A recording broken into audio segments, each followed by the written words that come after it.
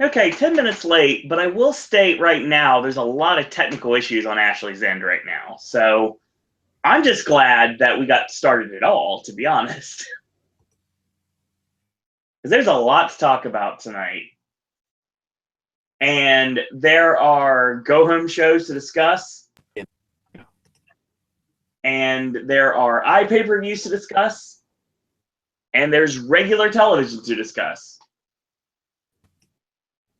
So welcome to the Wednesday Wrestling Popcast. My name is Sir Owen. Joining me, as always, is Ashley. Yep. On the dance card for tonight, we've got TNA Impact, which just celebrated Thanksgiving. The TLC Go Home edition of Smackdown.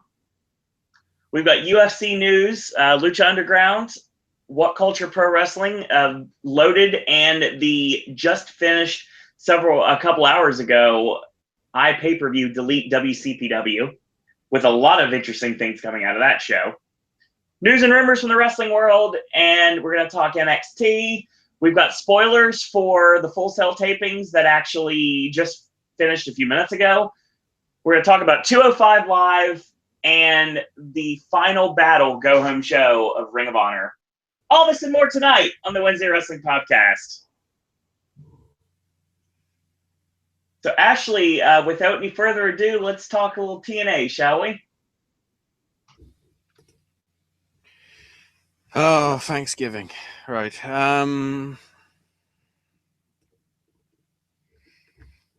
Let's see if I can find it in my notes. No, that's Ring of Honor. I will state real quick, Ashley, this is the final TNA taping that I actually was able to be there in person for. Yeah, but you didn't see the important stuff. No, because they didn't show it to us. And I also missed the freaking cage match with Jade and Rosemary. That was the show that I had to miss. And I really wanted to see that show. So they recap, the DCC and their attack. And Brother Nero is alone in the ring and says, he's thankful for his family, but he's here alone. It's kind of like Thanksgiving because the creatures of the night are his family. But he's not thankful for the goofballs that took his brother out. They broke his mind even more than his vessel. So he's come alone and is fighting anybody that wants to fight. Matt was the architect of all the crazy things, and he wants to invade his memory to bring him back out of himself. So he wants Storm, Bram, and whoever that other goofball is. Yeah. Fucking hell. To show up, and then, of course, DCCCC show up on the screen and say how Thanksgiving's come to represent breaking bread with the family, but there's nobody by Jeff's side tonight because his brother isn't here and the creatures can't help him. The DCC Armenian will destroy the obsolete later tonight. The fight for survival begins now. So Bram and Eddie run in.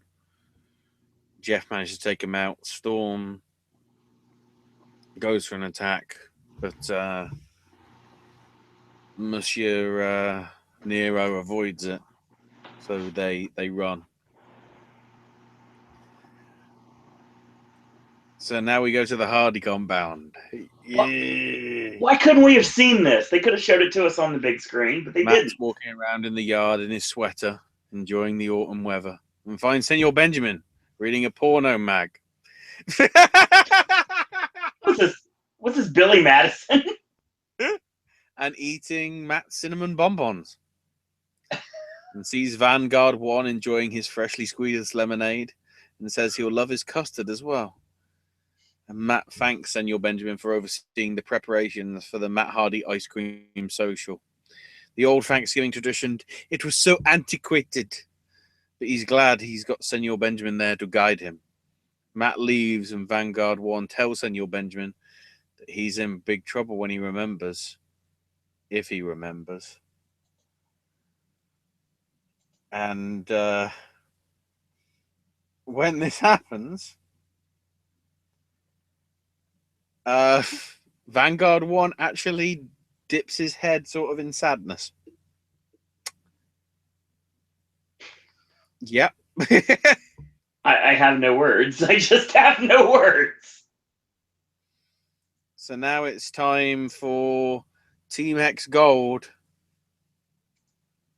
Because it's Rocket, Lee and Everett versus Spud and Decay versus DJZ, Braxton, Sutter, and Mandrews. Yep. Yes, they're doing the fucking same match again.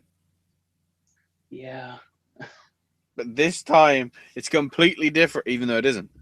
Because it's elimination rules, and the winners get shots at the X Division title, except for DJZ, because he's champion. So it's, everybody tries and does everything and anything and all sorts of stuff. Abyss gets thrown out for DQ because of hitting Mandrews with a chair. Mandrews then gets tapped out by Crazy Steve. Crazy Steve then gets eliminated by Andrew Everett Moonsault.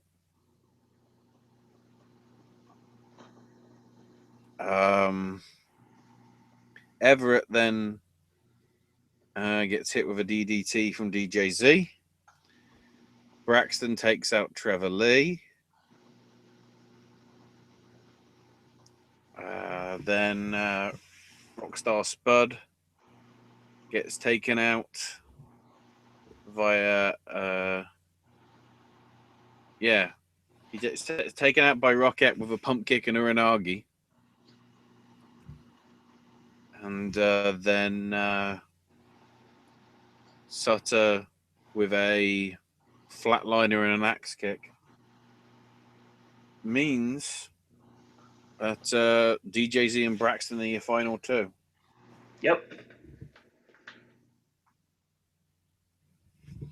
Apparently. This match is all over the place. Then we got Ali backstage playing Thanksgiving with paper cutouts. So Maria comes in with Laurel, makes fun of Ali, says that she never had a big family and this is how she celebrated Thanksgiving. And Lana says Braxton doesn't want kids who play with dolls. He wants a big girl like her. And I'm like, why is this fucking happening? And Maria says Ali's going on the double date to later and she's going to make her dress like a pilgrim.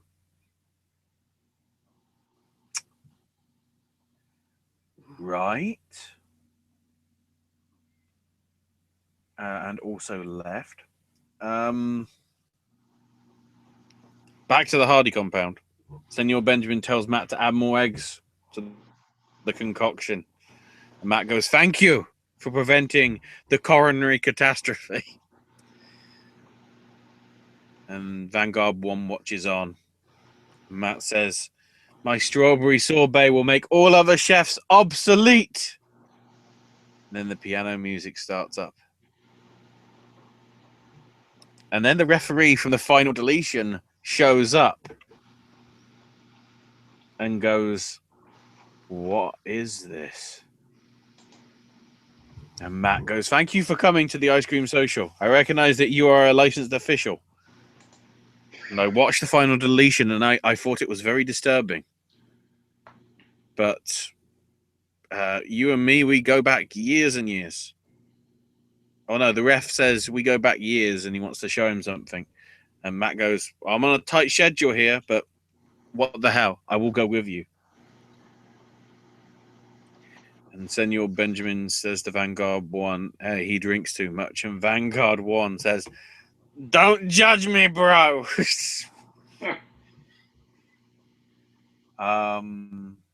Right. So we're back in the ring. Mike and Maria with Laurel and a Thanksgiving setup. And bring out Ali, who's dressed up like a pilgrim. And Laurel says she wishes Braxton were here to see this. And then, I did actually invite Braxton. Everyone but Ali's allowed to sit down. And Maria says she's thankful for Mike and Laurel, and she's the first lady. Mike says he's thankful for food, Tom Brady, and his wife. Laurel says she's thankful for Maria and her oh-so-handsome date Braxton. And Daddy's black American Express card. I don't get this shit. Can somebody help the situation? Oh, wait, nobody can.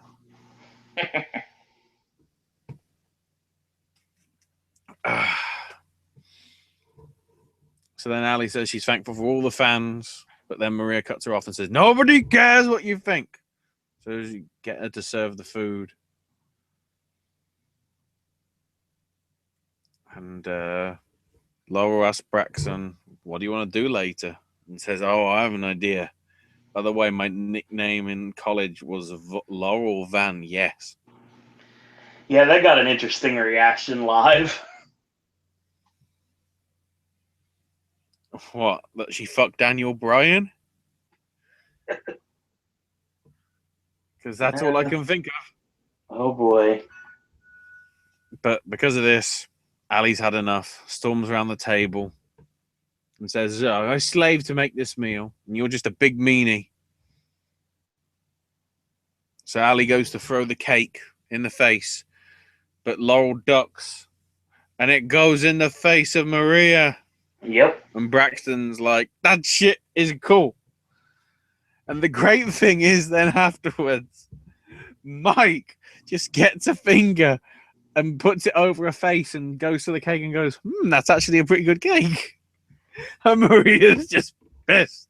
Like, okay. I mean, I get it, but yeah, not even did they do a fucking Thanksgiving food fight on WWE. Even they were above it. Bloody hell. I'm sure it comes as no shock to you, Ashley. This was the last thing that was taped the night of the taping. For good reason. They probably had to clean up a shit ton of mess. Well, it was a double taping because of the hurricane. They ended up having to cancel TNA tapings. So what they did was they had an afternoon taping and an evening taping. And this was the last thing on the afternoon taping, and then the evening taping I couldn't go to because of Horror Nights. So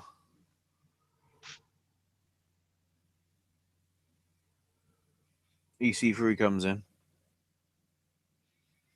Or cuts a promo anyway that he's gonna shut up the man that is Eli Drake. And that's sort of all that happens. Because the most important thing happens next. Because guess what? We're going back to the compound. I have a feeling this stuff was filmed when they filmed Total Nonstop Deletion, because this stuff was definitely not in the can when we had the tapings. Of course. So the referee is showing Matt video of himself beating EC3 for the world title and celebrating with his family. You know, when he was a good guy. Or when he was like celebrating as a good guy, perhaps not as a good guy, whatever. And Matt's like, I don't remember any of this. So then he shows the second win. And Matt goes, I've seen EC3 and he's pretty good. And now the ref's like, you do know you were treating him like you were treating him like his bitch. And Matt was like, I don't remember, but it sounds pretty cool. And then some of the big stiff bumps and whatever he did. And Matt's like, I don't like it. And then they show a bit of the ladder match, and he's like, I'm afraid of ladders. And then goes, who is the big guy that looks like a dinosaur? And who is the little guy that looks like a potato? Yep. Oh, that's funny. He's fucking God almighty. Jeremy Borash, you're a god. Fuck Dixie. No, but none of this is jogging his memory. He still finds all of this repulsive. And Rebby then she comes in and is like, God damn it, when will he ever see sense? Of course, the answer is probably never.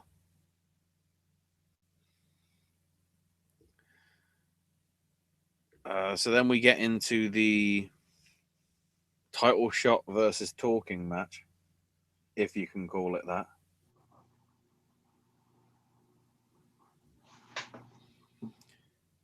Which isn't too bad a match, but eventually EC3 manages to lock in a choke. Eli taps out, and Drake can't talk for the rest of the year, apparently. Which, to people watching on fucking UK television, you're never going to see Eli Drake talk again. Congratulations.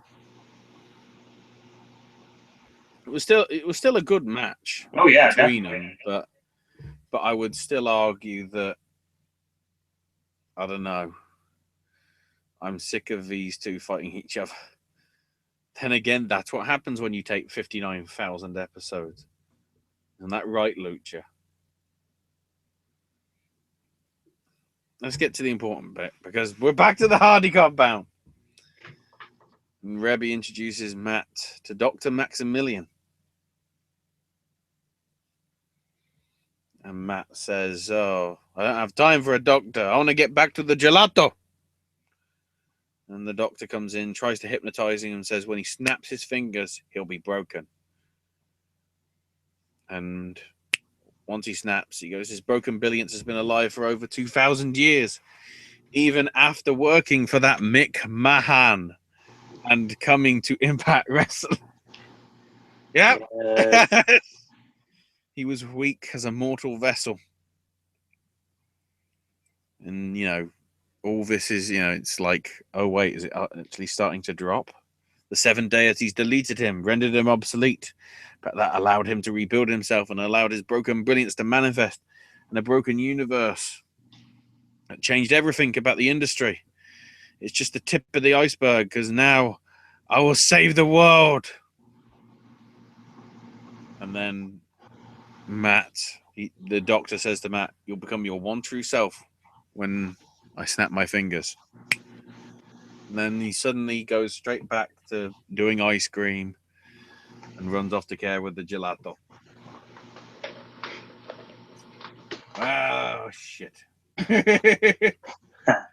Well, speaking of that, the next segment.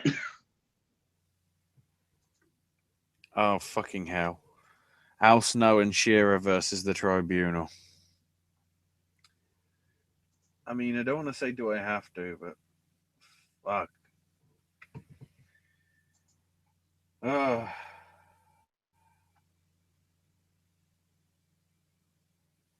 Yeah, why? Just why?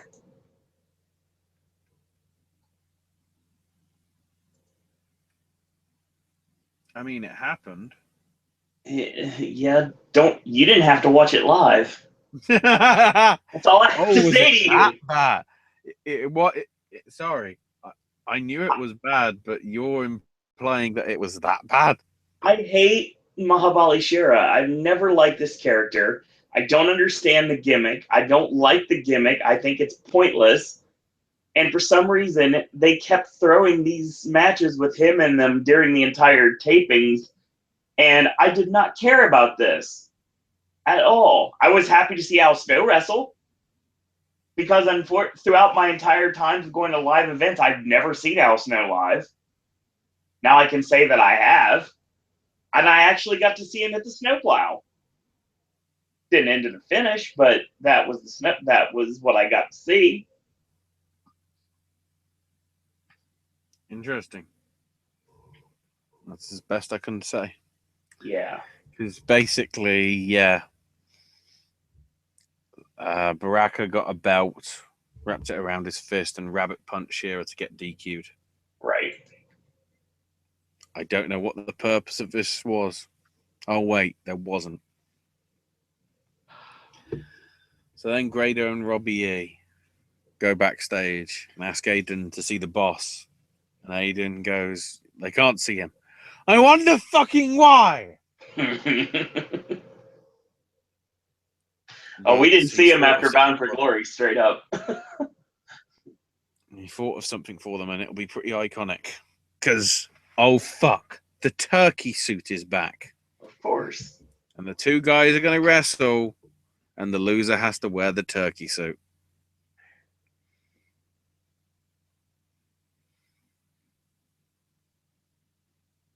Yeah. Which culminates in...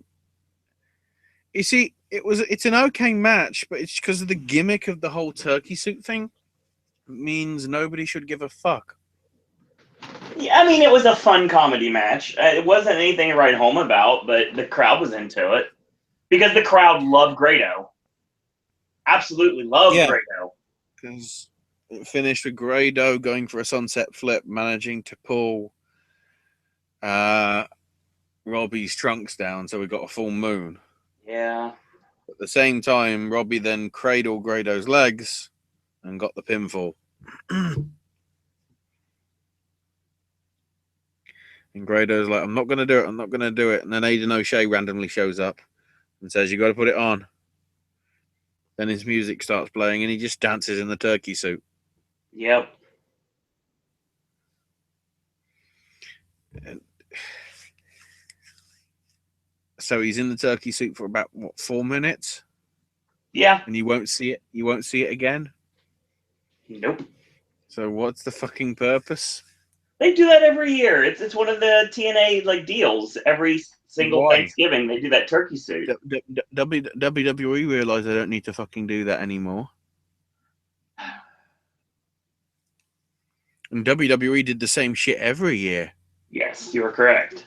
And they grew a pair of balls and matured this year. TNA, let's fucking do it for the kids, even though no fucking kids watch it. By the way, viewership for this was drastically down, probably because it was on Thanksgiving. Right. But it's also worth noting that that's the lowest Thanksgiving viewership for an Impact ever. And also is the lowest ratings for an Impact show since they went on Spike 10 years ago. That good. So then we get Brother Nero versus Bram, which is pretty much all but a squash match because it eventually becomes a 3-on-1. Yep. Because Storm hits Last Call, Bram hits the Brighter Side of Suffering. Bram gets the win. Nobody gives a fuck because there wasn't enough Eddie Kingston. Did he ever get a name? No, I don't think so. Because we never got an announcement because it was always Bram or Storm that worked. We never had an Eddie Kingston singles match. So I don't think he ever got a name. He's already been rendered obsolete, I guess.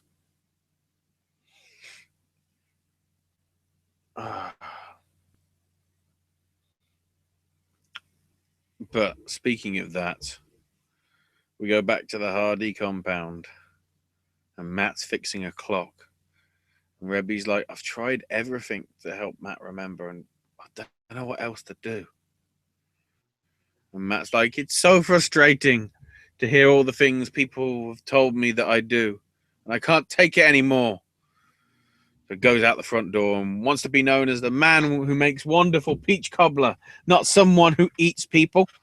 And says, if I am broken, let the 9 deities show me a sign. Bolt of lightning suddenly hits it right on the fucking head. And he's out. So it turns into the Hound Dog movie with David Morse on the tractor. So Rebby then goes to check on him and goes, hey, are you all right, Matt? And he goes, yes, I am broken. Ah! And Rebby's like, yes, he is back.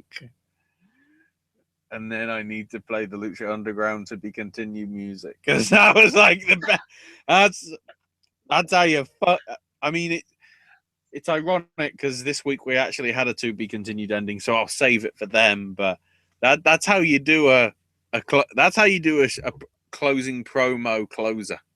Right. Have somebody get fucking zapped by lightning. David Morse. Like I said, there's a movie that came out. Dakota Fanning probably wants to forget about it. It's called Hound Dog. During the movie, he's driving on a tractor, and then all of a sudden he gets hit by lightning. It's one of the funniest things I've ever seen in my life. I thought we were referencing that scene in Ice Age. No. One of the fucking Ice Ages. I don't know which one. I mean, okay. Either way, that's Impact. Next We are, week, I think, now 2 weeks away from Total Nonstop Compound. yeah, because the final tapings was the Night of Horror Nights, and that was Jade and Rosemary for the vacant Knockouts title in a cage, and then we have Total Nonstop Deletion the week after. By the way, is this where we bring up the fact that you know how the Hardys were saying, "Oh, anybody can come to the compound, no matter whether you be a buck of youth, Yes. or a birth of a birth of a day." Yeah. Who the fuck do they get in? Ricky and Robert. Yeah, fucking the Rock and Roll Express. Yes. You know what Total Nonstop Deletion is going to turn out to be? You remember the Junkyard match that they had in WCW? It's going to turn out to be this ITV Christmas special of wrestling needs to get on British television fucking soon. Because why the fuck are these old fucks wrestling on Challenge? Keep in mind that, holy shit. If they air it when I think they might be airing it, I still need to check the TV schedules because I think they're coming out this weekend. Mm-hmm.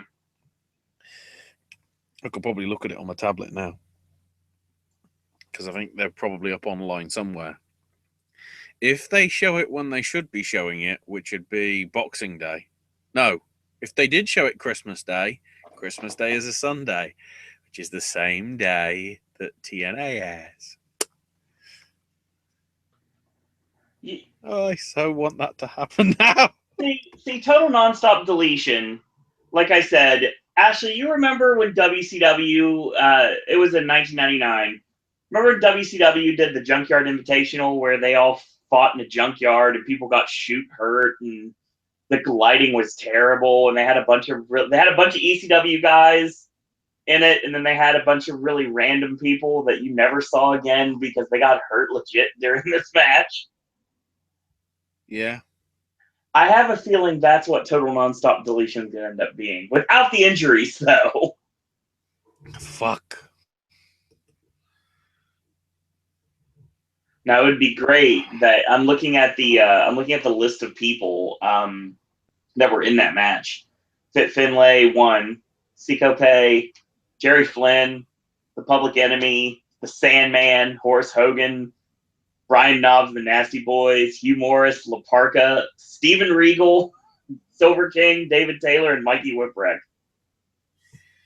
Wait, sorry, I'm just reading some of the NXT shit. What the fuck is he doing? Why the fuck are we getting 3 announcers? We'll get to that.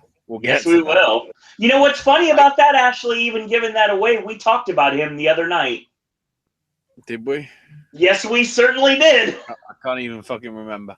I remember bringing him up specifically. Hang on. Someone's listening. Some bits of TNA news. Apparently, the settlement has now been sorted between Anthem and Baron Corbin, Billy Corgan. It's the last time I can probably do that reference. I'm gonna fucking cry. However, and I haven't seen any updates from this because apparently it's happened today. Mm-hmm. I need to get to it in my right section of my notes. Da, da, da, da. There it is.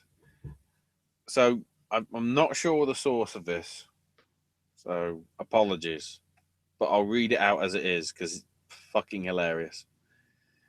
Remember how American Express sued TNA for not paying their bill Right. to the tune of roughly $270,000? The summons were served to a receptionist at TNA's old office that they were evicted from months earlier. Well, the court case started today, apparently, arguing that they're entitled to a default judgment because TNA hasn't acknowledged the complaint. So TNA could lose by default because they haven't filed anything since the case was filed back in July. So therefore, there's no legal representation. So it could be that they've got to pay up. Okay. So the twist is TNA never filed a change of address with the U.S. Postal Service after being evicted from their offices at Cummins Station. Right. Which, by the way, is still listed as their mail order address on shoptna.com.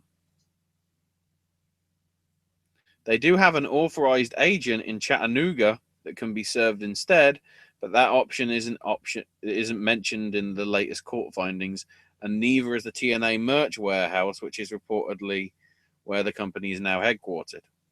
Right. Or headquartered, sorry. In fairness, they have repeatedly served the lawsuit and related documents to the address on file, which TNA never changed. For what it's worth, as of a change last month, Impact Ventures, which is TNA's parent company, is now headquartered at 1404 51st Avenue North in Nashville, which, as noted by somebody in one of the comments bits that I saw, is the warehouse that's next to a junkyard. Ominous!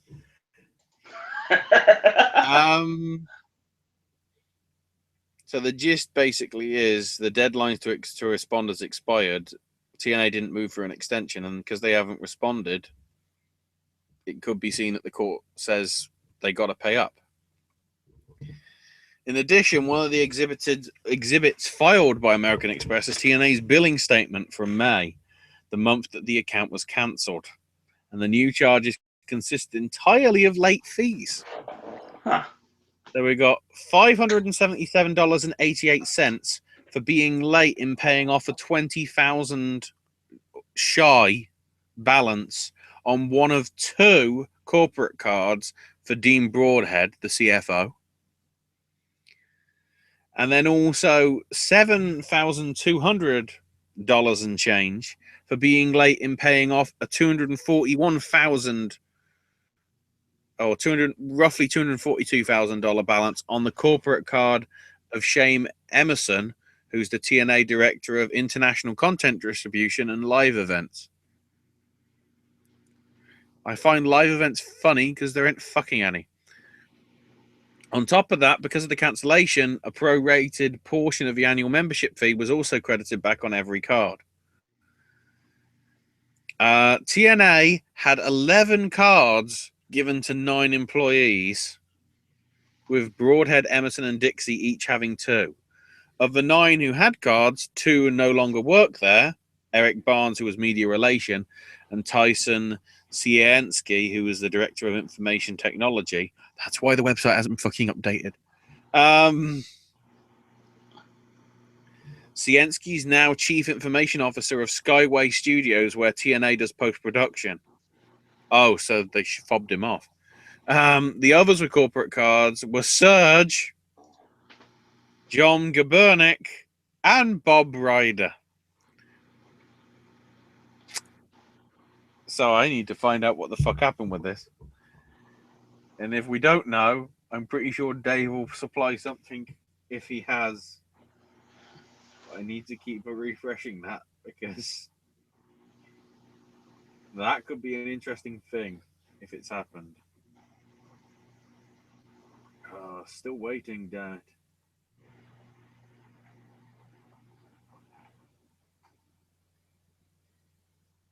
All right. Yeah, So sorry. I needed to mention that because that's fucking funny. I think that's our TNA news for the night. I think so. I don't think there's anything else. Rumors are going. I haven't got an email about it, and I probably should have gotten something. But well, actually, maybe not. Probably not until like December. But the rumors are TNA is going to be taping again in January back at Universal. I've heard it's the first week of January. I don't. That's not been confirmed yet by anybody. But I'm tempted to use a great English language word, which goes by the name of bollocks. Well, like I said before, I can assure you that if TNA is going to be back at Universal, as long as it's in my power, I will be there for it.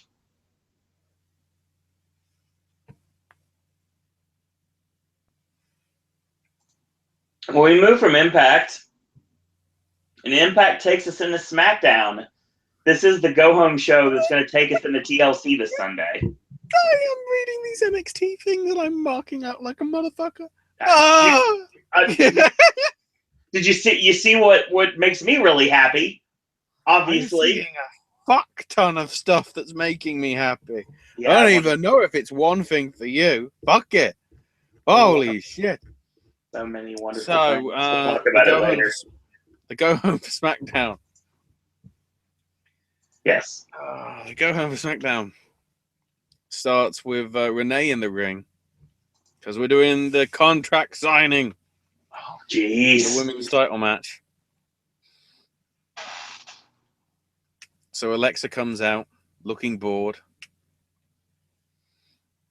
Then Renee brings out Becky, and Bliss puts her hands over her ears because she don't like the music apparently. And as soon as she's in, Bliss is like, "Okay, we'll take it from here," and Renee leaves. They'll let her know if they need any advice on bad fashion. Sorry, are we talking about Nikki Bella here? Boom! And Becky makes fun of how Alexa's obsessed about Harley Quinn. Alexa Bliss and Chance are about the same person. We know this. We've already talked about this. WWE's starting to realize it now. And Bliss says, well, I used to think you were a coward that would try and avoid me, but that would imply you're clever. Now, you escaped with a title in Glasgow on dumb Irish luck. If the referee saw that foot on the rope, I'd be the champ. And Becky's like, well, I've just figured something out. You remind me of my cousin. You're both blonde.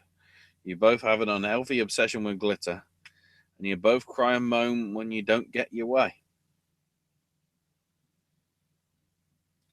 Part of me wondered whether Becky Lynch was talking about Goldust there, but I doubt it. Also, apparently her cousin is 4 years old. Yes, I'm reading that. So it could be Goldust. And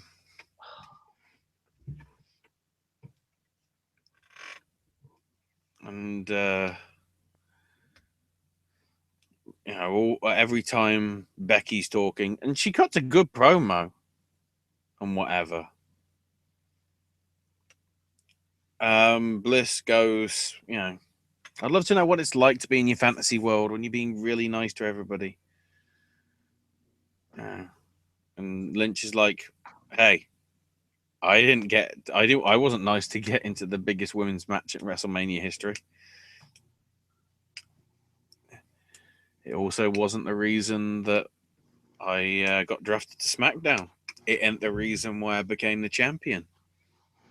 I'm SmackDown Live's version of the Honey Badger. You've been here 4 months. All you've done is multicolored lips, good sound bites on talking smack, and a victim's mentality. If that's what you think it will take to be champion, she's in for a rude awakening. Bring back Rick Rude. And Bliss like, ugh, I'm feeling ill. I'm going to vomit just from hearing you speak. Life isn't always like the Disney Channel. No matter how good you are, how hard you work, there's always someone better. And you're looking at her. You know, gather your lucky charms. Nothing will help you when I pour ice cold water on the straight fire and become the new champ. And Bliss signs the contract and goes, oh, by the way, my name is Alexa, not Lexi. Well, technically. At least it isn't Laurel Van Ness. Oh, Fuck! God. So then Becky goes, before anything else, answer this. Boom! Right in the kisser. Big fight. Of course, we go for a table spot. Except Alexa pushes Becky into the table. And Bliss just looks down and smiles. And everyone goes, where's fucking Jared Leto? Where's my fucking Joker, Jeff? Where's my fucking Joker? I'm pretty sure Jeff Jarrett supplies everybody with everything. Oh Not my, just gold. oh my God, Ashley, could you imagine? I have the perfect person that would work amazingly with Alexa Bliss given the gimmick, but there's no way it would ever happen because he's not wrestling anymore. Mm-hmm. Can you imagine Alexa Bliss and Jimmy Jacobs?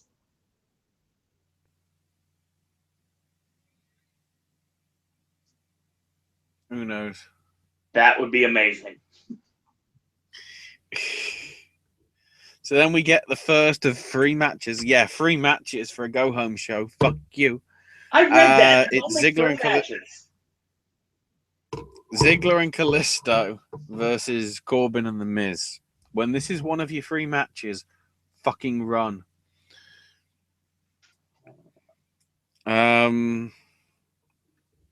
Okay match. Ends with DQ because Corbin smacks Kalisto with a chair.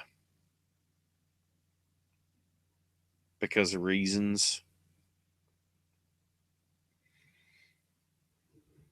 So then American Alpha are warming up backstage with Dasha. Is she Russian? And says, you know, how are you focusing on taking on Wyatt and Orton? And it's like, you know, we already got our title shot. You know, we won the tag turmoil. You know, we've got a lot in common with Randy and Bray. And then Gabe was like, do we know how to levitate? It's like a bit random. Bray and Randy make the lights go out, but they'll make their lights go out. Then, of course, the Wyatts flash in. And Bray Wyatt's like, American Alpha, they're delusional. If you want to prove that you're the best team on the brand. And then Orton cuts him off and says, I used to be just like you, American Alpha. I was naive. I was blind. I was closed-minded. Now I see everything. And I belong now. Yeah. We proved at Survivor Series, no one can break our bond. We've proved we're the best. Tonight we'll do what needs to be done against Alpha. And Orton then turns to Luke and says, are you going to do what needs to be done against Kane?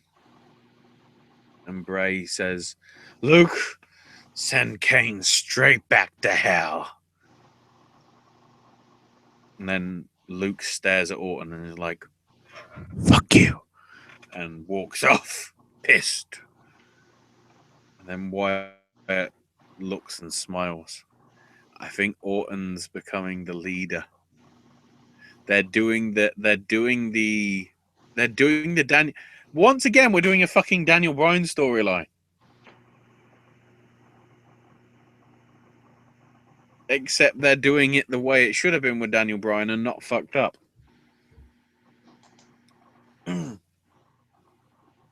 But then, oh fuck, here comes Carmella. And says, before my opponent comes out, I've got a special message for Nikki's boyfriend.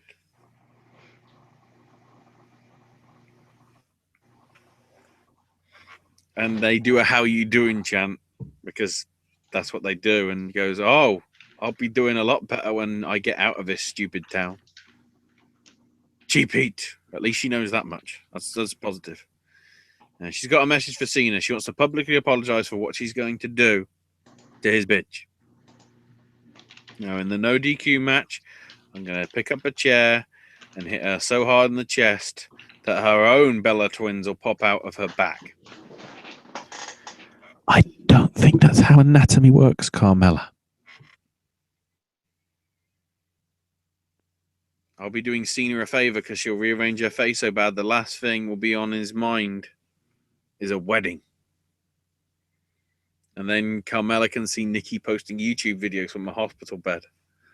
So, of course, fucking fight. And apparently the screen goes black. So I'm guessing fucking nip slip. Kevin didn't fuck up, which means he fucked up. You just made the list. Damn it.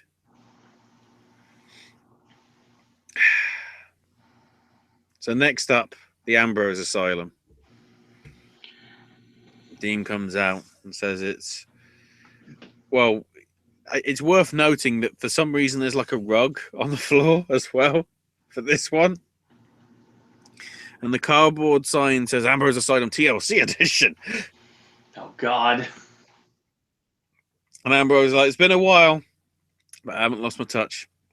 It'll be a hell of a show because my guest has got 2 fists of fighting chance and a brand new Smackdown contract. And it's James Ellsworth, who's holding his neck in pain from what happened last week. He gets in the ring. And Ambrose says, congrats, on your contract. But by the way, how old are your wrestling boots? We've got to get you some other better stuff. Next question. Did you ever think that you'd be a full-time member of the SmackDown roster? And Ellsworth said, how? Not even 6 months ago, yet alone ever. But I kept showing up, and I was in the right place at the right time.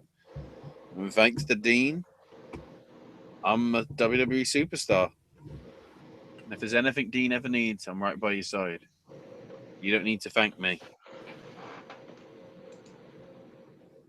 Says Ambrose. You can thank God for, he's probably got good karma from a past life.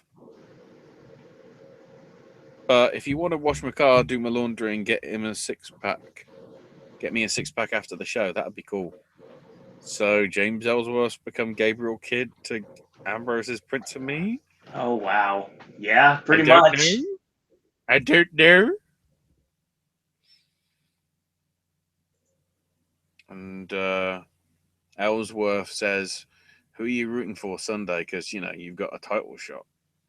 And Ellsworth said it would be an absolute honor to wrestle you for the title, man. But I've beaten AJ 3 times. So maybe I've got his number. Perhaps I can do it again. And Ambrose is like, man, you're drunk with power. So then AJ's music hits and says, is this quality entertainment? Compared to what the fuck we saw in the first hour, AJ, yes. Holy shit, yes. And goes, do you realize what you are? You're just a prop. To insult him, Ambrose would be better off with a dummy. Ventriloquist dummy. Because, you're about as smart as a dummy. But at least a dummy has a chin. Which it sort of doesn't, because that's the bit that's cut away. Isn't it? Who wrote this shit? Please don't tell me it was Jimmy. No, I highly doubt it. Styles is tired of being made a joke. And I demand respect. And if I don't get it on Sunday, I'll beat it out of him. Off the rungs of a ladder, steel chairs, every single table I can find.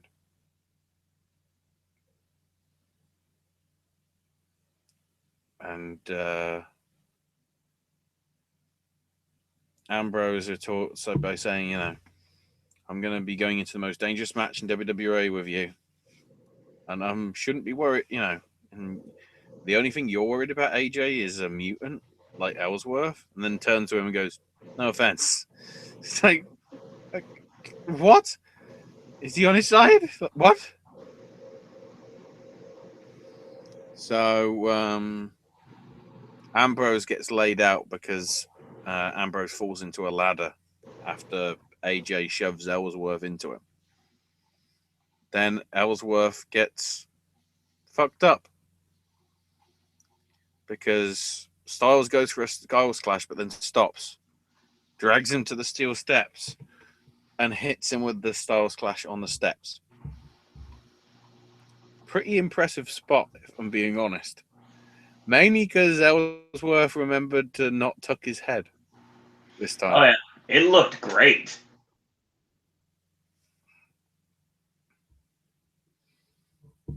So they show the replays. Ambrose says, "This is my fault. I'll make it right." And they go in the ambulance and head off. So now we got Kane versus Luke Harper. This happens. Kane wins with a choke slam. Because who gives a fuck? And then we got the main event. Fucking hell. Anyway, they recap the Alexa Bliss, Becky Lynch table spot. And Renee's with Becky Lynch outside the trainer's room and says, "I've got a spinal bruise, but that won't stop me from defending the title." And Renee says, "Well, Alexa did challenge you to a tables match." And Becky's like, "I don't care. I'll get my revenge on that little bitch."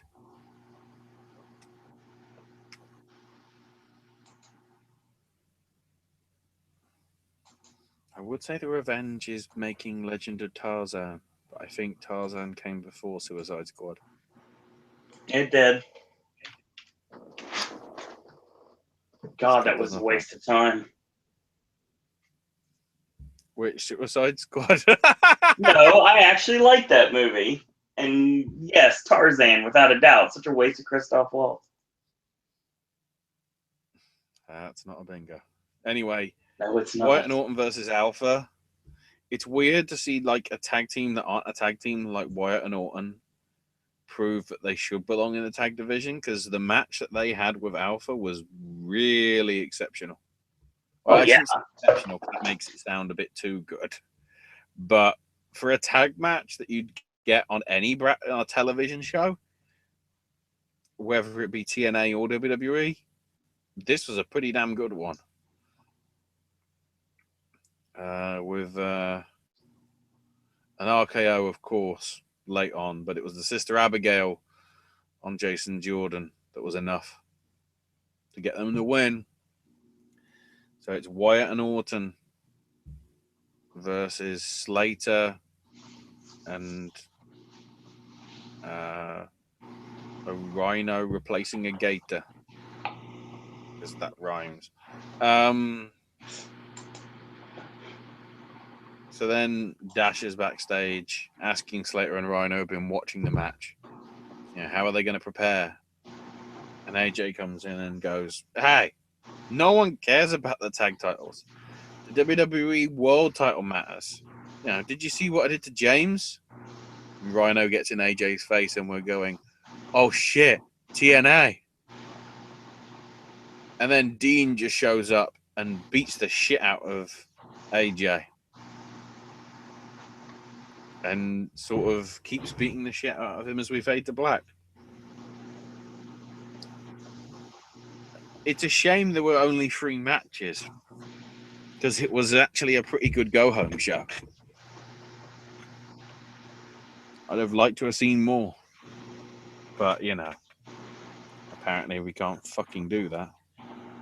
All the other people on the roster that didn't fucking do anything. Like, I don't know, the Usos, the Vaudevillains,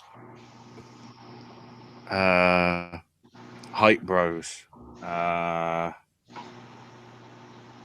who else that I'm not thinking of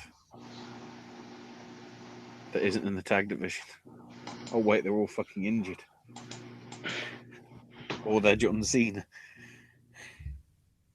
Well, I can't think. I just think you could have done more. There you go. Well, we're shifting from SmackDown to UFC.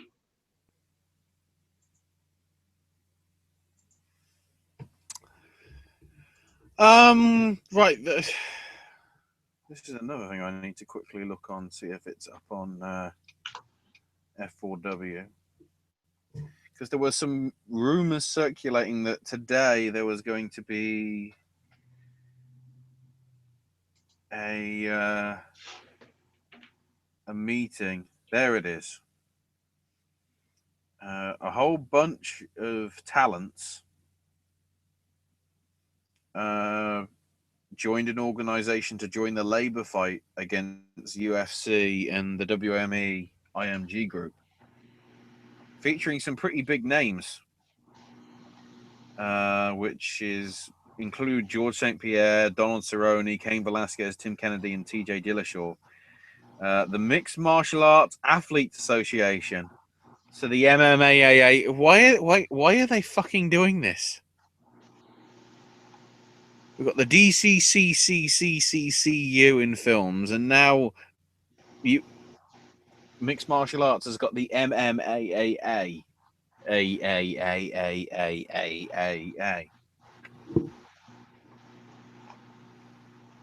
The former CEO of Bellator, Bjorn Rebney, is working as an advisor and providing support.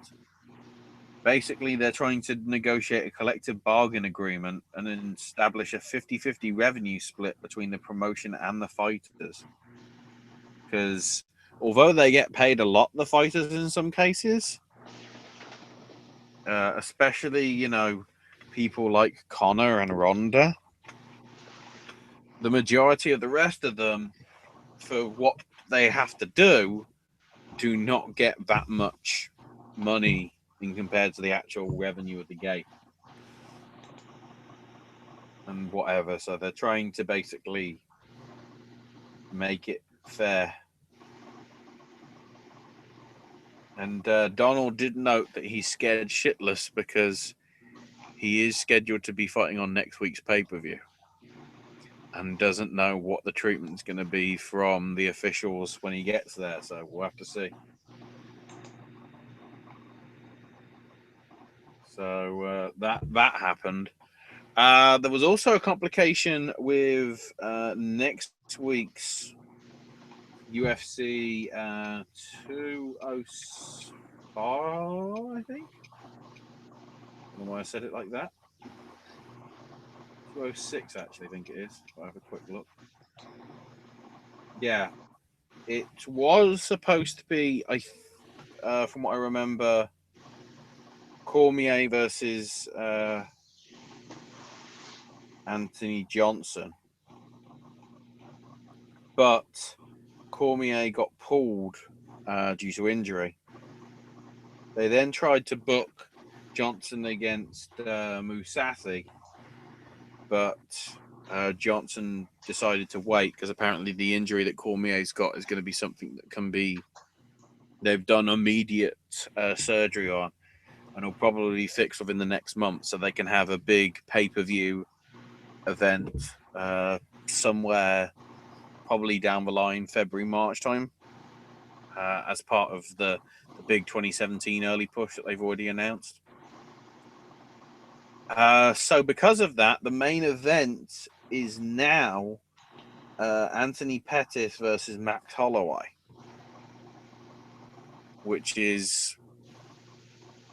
gets now more confusing because Conor McGregor has now relinquished his featherweight title. He's given that up. He's sticking in the lightweight division, probably because Nate Diaz and George St. Pierre are going to be much bigger money fights than, well, arguably Jose Aldo could be, but because of what happened in the last fight. But Jose Aldo is now champion because of that. So this fight between Holloway and Pettis now becomes for the interim championship, even though Jose Aldo was already interim champion. So, which means, of course, this fight's now going 5 rounds instead of 3, which could be another interesting issue. But then that means whoever wins this will then have to face Aldo in a title unification fight somewhere down the line.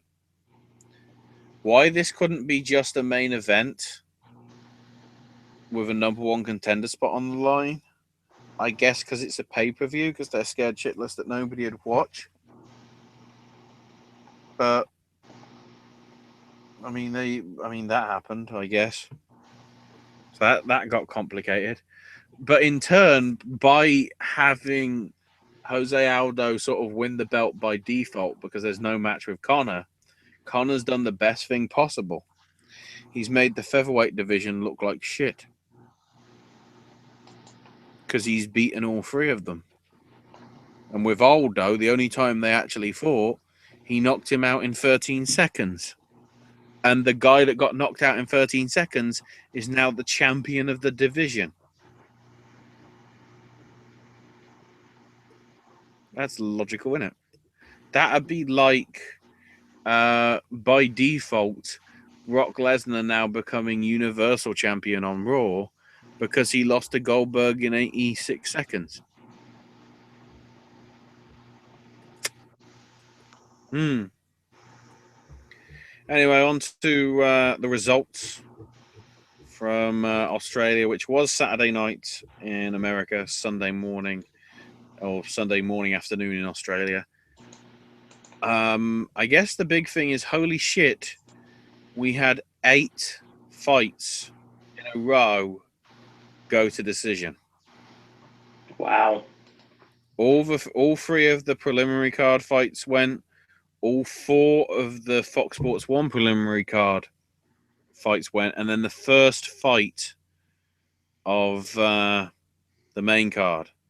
In total, 10 matches went to decision, which I think equals the record for most decisions in a card ever. So in terms of what went down, Janelle Lawson beat Yao Shizuki in the flyweights.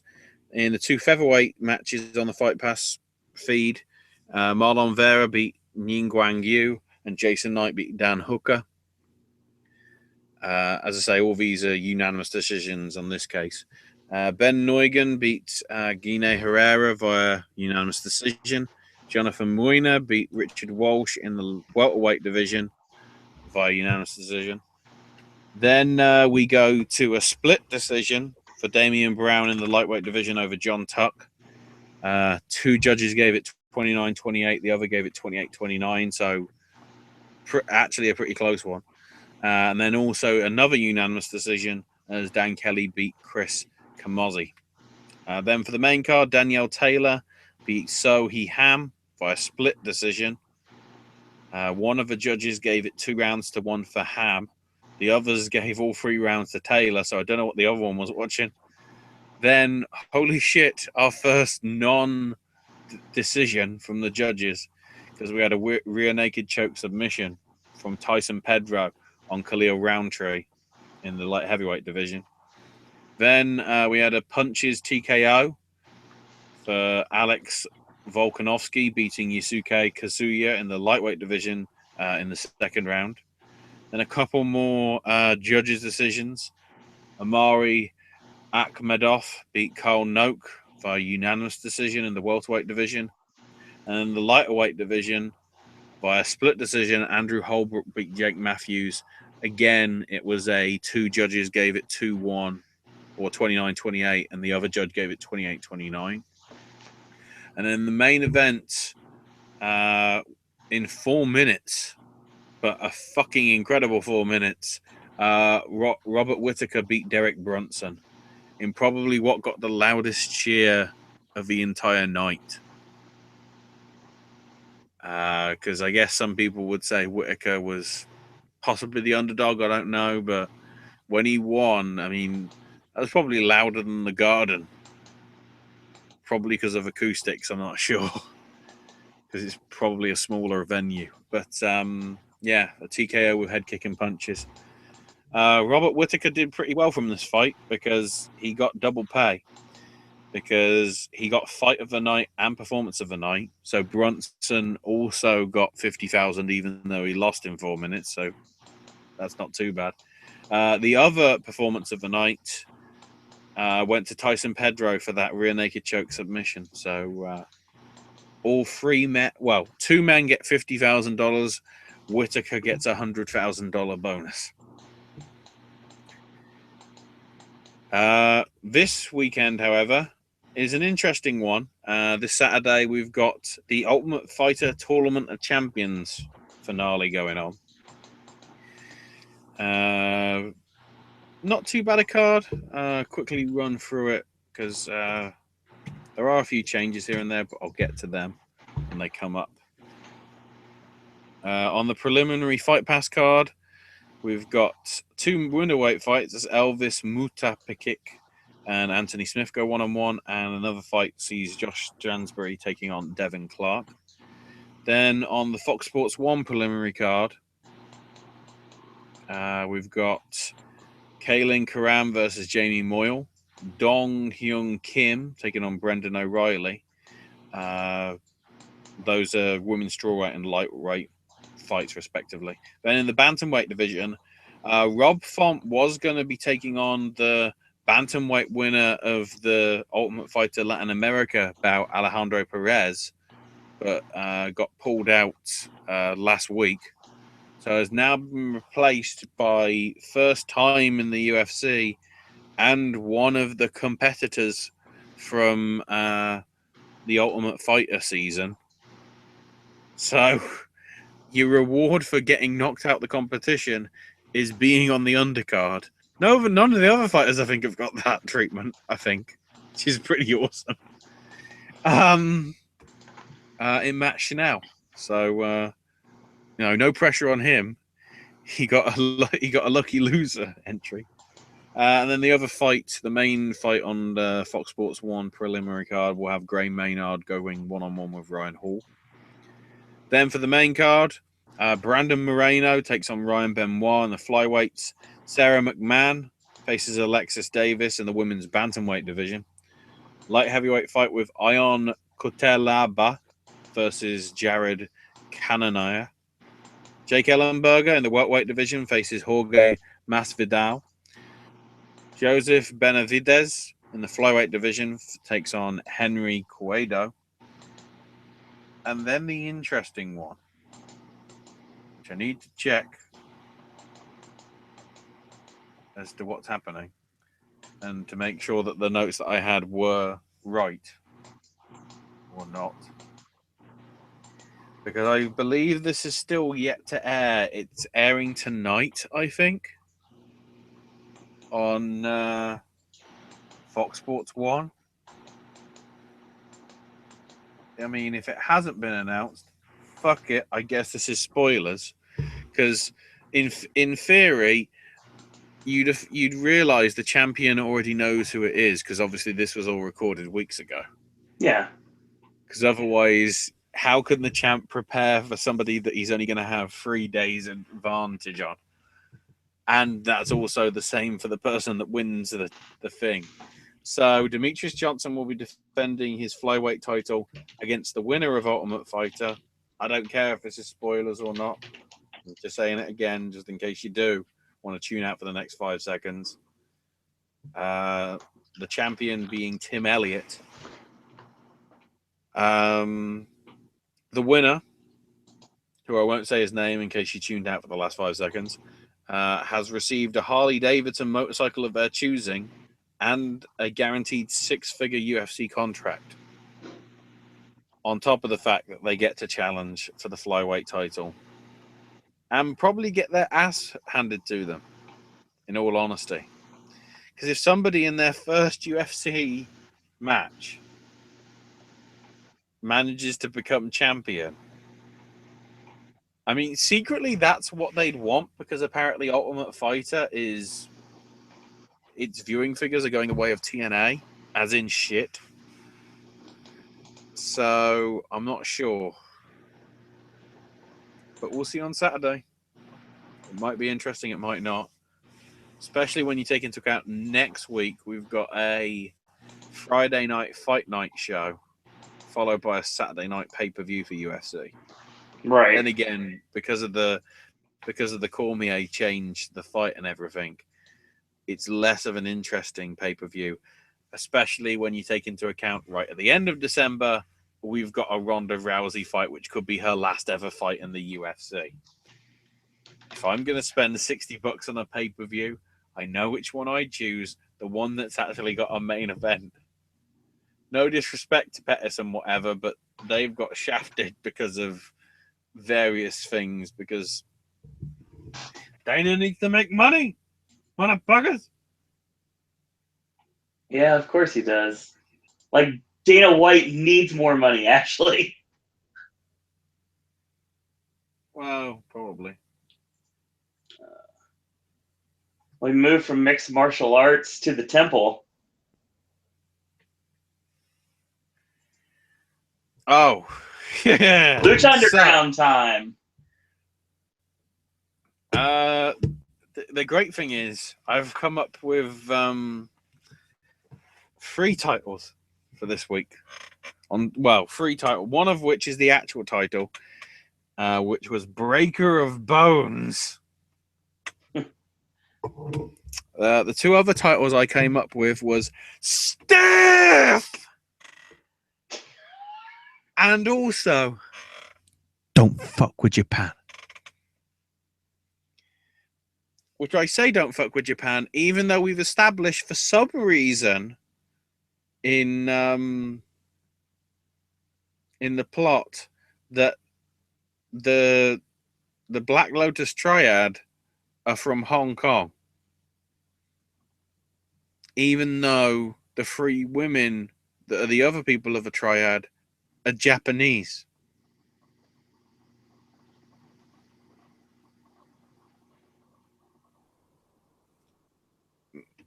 That's like saying Sheamus is related to Casper the Ghost. They are not the same thing. As much as you might want it to be, they're not the same thing. So previously, Black Lotus Triad, because that's all the matches you get in tonight, but you get a shit ton of everything else. Holy crap. So, Pentagon's backstage prepping, bumps into Vamp quite literally. And Vamp basically warns him and also, sort of says, after what we've been through, consider this your punishment. So then we go to ringside. Matt's talking about, the match, and he's trying to ask Vampiro about stuff, but Vamp's just like focused in his own sort of weird mind. So here we go, the Pentagon Gauntlet match, which before this starts and the first person comes out in the entrance, which I'll get to in a minute, fucking Vamp's on point, because he just talks about, there were these monks that were getting hassled by these evil people. But of course, because they're monks, they're peaceful, they don't do conflict. And then this samurai came and murdered them all, punished them for their sins. And then later on, he finished it off by saying, after he laid down his sword and just looked on and stared into nothingness, the monks just said to him, "You're in heaven now, son." It was like, holy shit! Vamp should be writing for WWE. Then again, he probably didn't come up with it. It's probably Robert Rodriguez. In which case, make Desperado 2. And no, I don't mean Once Upon a Time in Mexico. So first out for the Triad is Doku, a.k.a. Kairi Hojo. I mean, this is where I just say stiff a lot, because we had giant slaps that you could hear in space.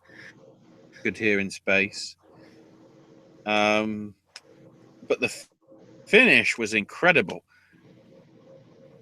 Hojo, because fuck the actual name of Goku, which apparently means poison. I won't actually use those names because I'm going to be respectful and give the names of these actual women so you can find out matches on YouTube and whatever and see them beat the shit out of each other in Stardom.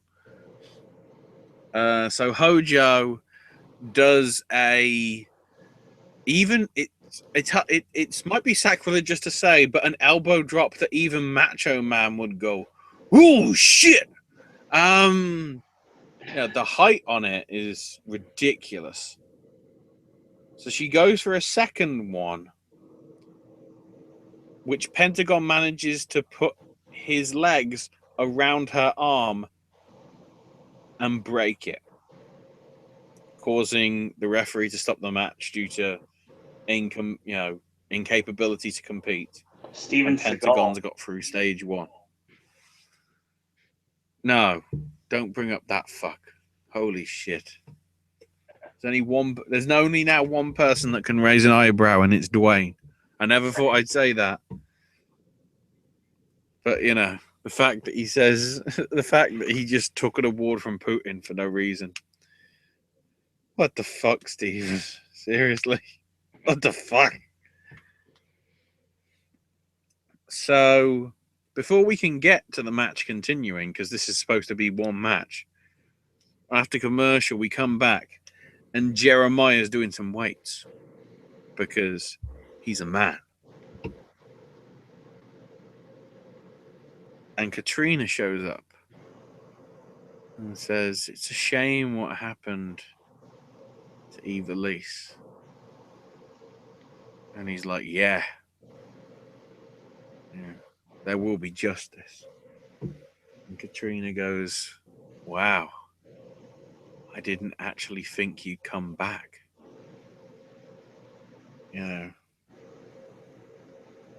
You love me, don't you? You don't love Ivelisse. It's all a put on. So much so you even have that charm around your neck. And I don't know what it is. It sort of looks like a D20 from bloody Dungeons and Dragons. I don't know. And then she goes, by the way, I love somebody else. And disappears. It's like, what? This is an interesting twist. I don't know what the fuck is going on, but I'm intrigued. And because you have me intrigued, this is interesting. So Pentagon is now in the room, gets a mic and says, bring them all in. I'm going to break all their fucking arms. So next in, number 2 is Yore, which translates to ghost, who is actually Mayu Iwatani.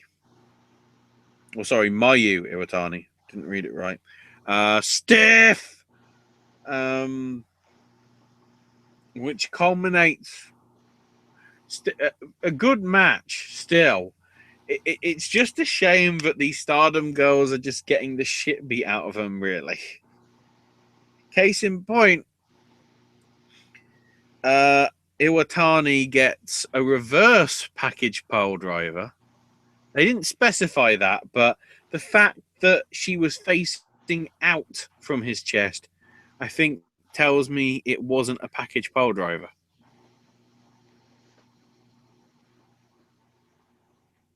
I need some help, Owen. For clarification.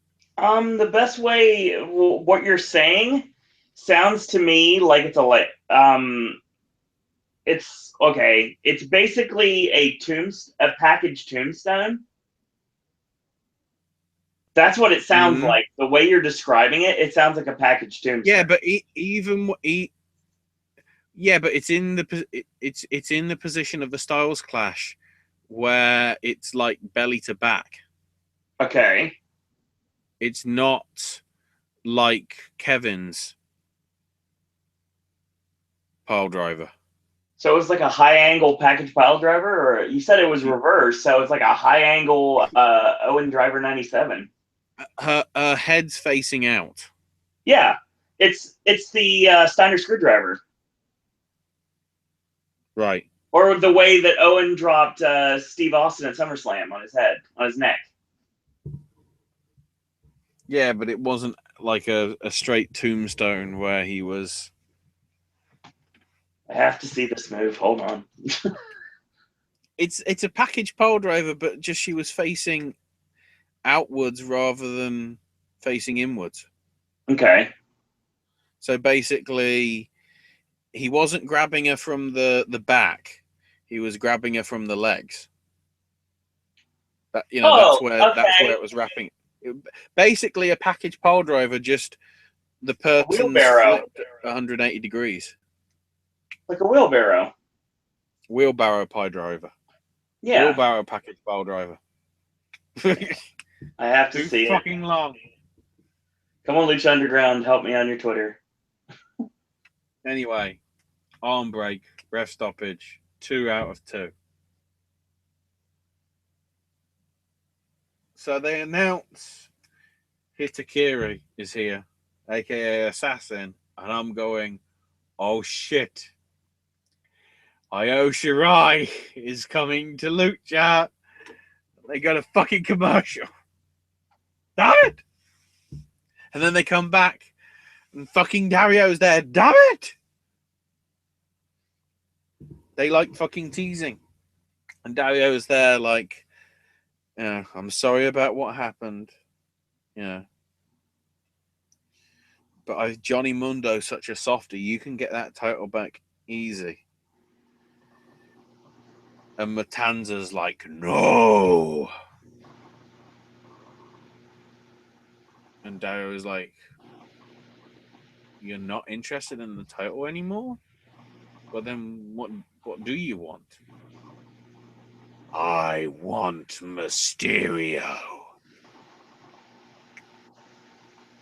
And Dario just, I don't know if it was a key or a button, but the cage opens. And you can clearly see from what he's been fed to feed him. He's made a giant question mark on the wall in blood. As he goes out, keeps saying, I want Mysterio. Not bad for Jeff Cobb to sound like an actual monster. So then we actually get Io Shirai in match number 3. What happened is she actually was perched on top of the turnbuckle when Pentagon Dark was looking at the ring end or the stage entrance and whatever. And she dived onto him. Stiff shots aplenty, scoop slams on bare floor. Both got thrown into the cheap seats in the front row, the loose chairs. Pentagon managed to choke her out on a ring post with, I guess it was rope, I don't know. There was also a weird bit where Pentagon smacked Io on the ass with a chair, and then Pentagon licked the chair. So I'm wondering there if Pentagon Dark ate out of Io Shirai's ass. Just saying. I'm not going to touch that. Then we get a crazy fucking bit with Shirai doing a flying body splash off the top of Dario's office onto Pentagon, which was a ridiculous spot. So that, and then the finish. Oh, Shirai was going to be hit with a package pole driver, but she reversed it and hit the most, they called it a Far Eastern destroyer, but fuck it. One of the most brutal Canadian destroyers I've seen. It was ridiculous. And the reason why she's the #1 woman in Stardom and why WWE want her. Because if you had her versus Asuka, every woman on that NXT roster would fucking die. Via actual murder. Not Lucha Underground murder in inverted commas, actual murder.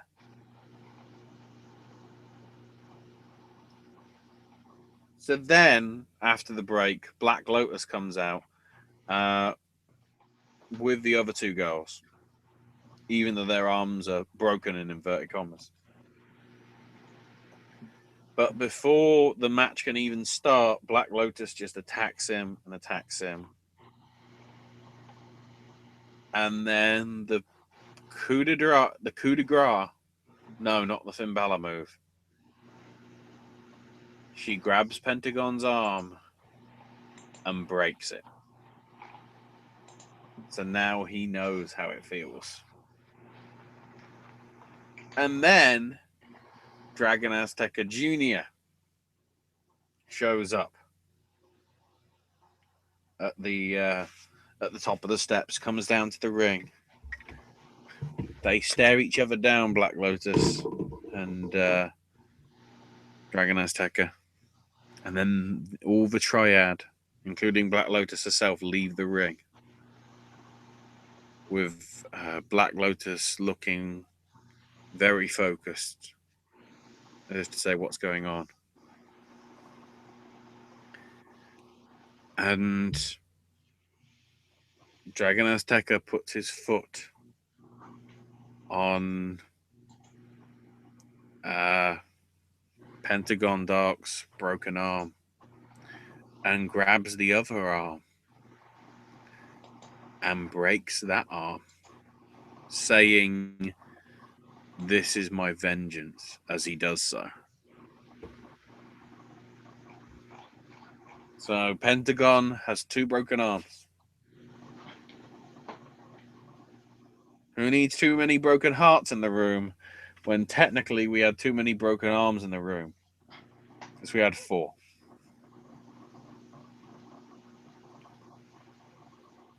So then I'm thinking, all right, so we're finished. No. We cut to a church. And I'm wondering what's going on. And then we see this dark figure somewhere. The light shines on it. It's Prince Puma. His eyes blink open. He's alive. But the crazy fuckers that I don't know if they're trying to embalm him or whatever. Creepy shit. The camera zooms on his face. And it just has the look of, oh fuck. To be continued! Yes. I mean, that's how you. That's, you know, the amount of story progression that was in this was good. It sort of covered up for the fact that if all 3 of those women, not just Io Shirai, would have murdered him. Because I don't know how many people that watch/listen to us here know how fucking stiff Japanese Joshi matches are. Then again, if they haven't seen any Japanese wrestling, they wouldn't know how stiff Japanese wrestling can be. Moral of the story. Holy shit. This was a very interesting show. I don't know whether it was the best way they could have done it in terms of the story, but as the important thing is Shirai won. But they all 3 did bloody incredible things. And I think it's a shame that we'll never see them again in Lucha. Because I believe that was their one and done. Black Lotus will still be around and whatever, but the 3 Japanese girls are back to Japan. It is bloody disappointing because, man, I want to see more of their stuff, and I don't want it to just be, matches against Taya. By the way, Shirai won that apparently, probably via murder. Taya is now dead. Who knows? So yeah, that's your Lucha for this week. Be interesting to see how it builds towards Christmas. If we're going this deadly with, oh yeah, he's got 2 broken arms. How the fuck is he going to hug anybody for Christmas? Or Felix Navidad, or whatever the hell it's pronounced. We shall see.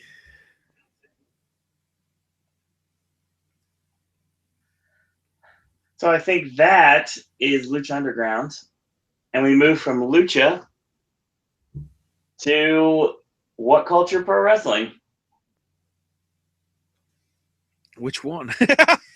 We're going to start out with Loaded, then we're going to go into the iPPV. Yeah. Yeah, Reloaded, then the pay-per-view. Got 3, remember? Oh, yeah. 3! Well, sort of 3. We'll get to that, because I don't want to remember that person exists.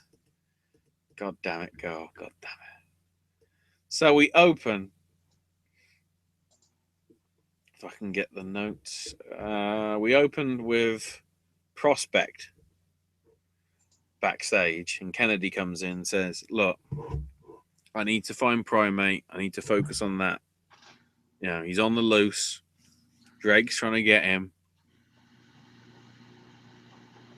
I need to head off, but you guys have got this. You've got this tag tournament sorted. Then they show the Pacitti Club shenanigans from last week that we covered. And Pacitti Club come out. Pacitti sitting backwards on his chair for some reason. In doing so, 2 or 3 times, the fans shout arse crack because Pacitti hasn't got the right trousers on. I don't know. Oh, no. So eventually, after it just happened too many times, he just turns around the chair and sits on it normally. And the crowd go, yeah, thank you. We don't want to see you ass crack anymore. So Scott introduces himself, introduces Paul Robinson, who, by the way, if you've seen a fucking picture of him or you've seen Loaded, doesn't he look like fucking Nosferatu? Yeah, he does. I don't know why people were saying Guildbug. He looks fucking like Max Schreck from Nosferatu from 1929. I agree with this statement. And Ospreay, introduced himself. And so it was about time he was himself for a change rather than anything else. Whether it be Best Super Juniors or part of Chaos. If I can make somebody, I can destroy them as well. But he wants to share the glory. And then introduces the newest member of the club, the most beautiful person in the club, the sexiest woman, Bea Priestley. And immediately I'm going, oh, fuck. Seriously? There's quite a lot of women from Progress Wrestling that you could have chosen. Or quite a lot from the UK scene that you could have chosen as a bad girl. And you chose her. By the way, me and Owen have realized what her new talent is. It isn't having a good match. It's flipping everybody off. Yeah. With the bird. because that's all she fucking does. Entrance, flips the bird. Wrestling match, flips the bird. Know how she fingers herself? Flips the bird, sticks it up there. That's gotta be, because that's all she can do. Flip the bird. I don't see the point. I don't know what it is. It kind of reminds me, and this is weird that we just talked about Lucha Underground because this fits into that mentality. Kind of reminds me of when XPW used to be on, and they had a guy by the name of Supreme, and that's the first thing he would do when he come to the ring. He'd flip you off. Fuck. Don't remind me. Oh, I remember watching that stuff. He's he and B are snogging and getting distracted. So Kirby sneaks in and low blows both guys. And so, you know, he's about to go, if you live by the sword, you die by the sword. And Martin taps him on the shoulder. And Will goes, yeah, all right, Scott, I got this. And then he taps him on the other shoulder and goes, Paul, we'll have a drink later. Don't worry. If you live by the sword, and then turns around again because he taps him on the shoulder a third time. And he goes, oh, what is... Boom! Low blow of his own. And you can say is, you can see what Ospreay was trying to say was, now what is... Oh, fuck. It's just... And the only person left is Pacitti. And he goes towards him. And B. Priestley low blows Kirby. Oh, wait, she can do two things. Low blow people and flip the bird. So everybody in Pacitti Club, bar Adam himself, attack Kirby. Will lays him out for running knee. Gets to do his line, but then lets Pacitti get the last or a free hit in.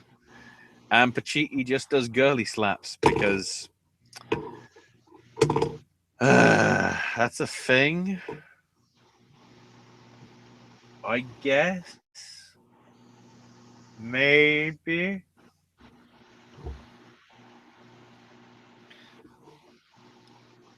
So then Drake manages to find Primate and lassos him and then gets dragged around by him. So it's the stuff that they showed last week on Reloaded. It's just they're showing it again.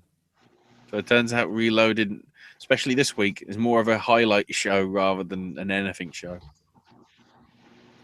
So then Prince Amin comes on the screen and says, I have several businesses, one of which is a Bollywood movie production company. You know, we've created such hit movies as Durka Danka Shine. And I can't even remember what it is exactly, but let's just say if I said it, I'd be considered racist. Oh, no. You know, he just says like generic sort of like Indian sort of sounds for words. What I should have done is just looked up the Indian cricket team and just said their names instead. Sehwag. There you go. Sehwag Tendulkar. Something like that. That's less racist because that's actually people. But he's producing a new Bollywood epic entitled Gabe's Odyssey. I'm sorry. One, I thought that was Steam. Two, why are we ripping off Abe's Odyssey? Because that's a fucking incredible game. And three, why are we just saying that this is a Gabriel Kidd video package? That's what it is. So then we get to the first of the Adam Pacitti Tag Team Tournament semifinals. Prospect versus Slater and Moss. Decent match. Slater and Moss win. after Slater hits the headbutt on the top, off the top of Archer, who's on the shoulders of Moss and whatever. The weird sort of double, triple team move that they do. So Slater and Moss go on to the finals. So then we go back, and apparently Primate's escaped from his rope. Okay. Then we get a pretty good promo from Joe Hendry for the iPPV saying he's focused on taking on Connors. Then we see the clip that I talked about last week that I was confused about, with Primate getting trapped in a room by Drake. They've got him. Then we get the second semi-final, the Strong Style Collective of Pete Dunne and Travis Banks versus the Coffees of Joe and Mark. Isn't it weird how they share a comparison with the Briscoes? What is it about brothers who you don't fucking mess about with one being called Mark and one starts with the letter J? That's really interesting. Never thought of it that way before, but it's very true. Joe fucked up by not calling himself J Coffee. Yeah, I know. If that had happened, holy shit. Then we could have dream matches, motherfucker. Anyway, the Coffees get the win with an uppercut black coffee combo on Pete Dunne. Afterwards, Dunne and Banks attack them, but then Moss and Slater make the save. And the two teams stared each other down to close the segment, anyway. So then we go to Prospect backstage, in pain because of what they've been through. And Kennedy comes in and tries to give him a pep talk. And then Drake comes in saying, "Oh, don't worry, James. I caught Primate." And he's like, "Oh, wow. That's good." And they're like, is that what you were doing? And Drake's like, "Wait, you guys lost? God almighty. I was brought in to do a job and deliver. I've delivered, James. They haven't. What's going on?" So we're building the friction already between Prospect. So even though they were designated to be tag champs, they're not.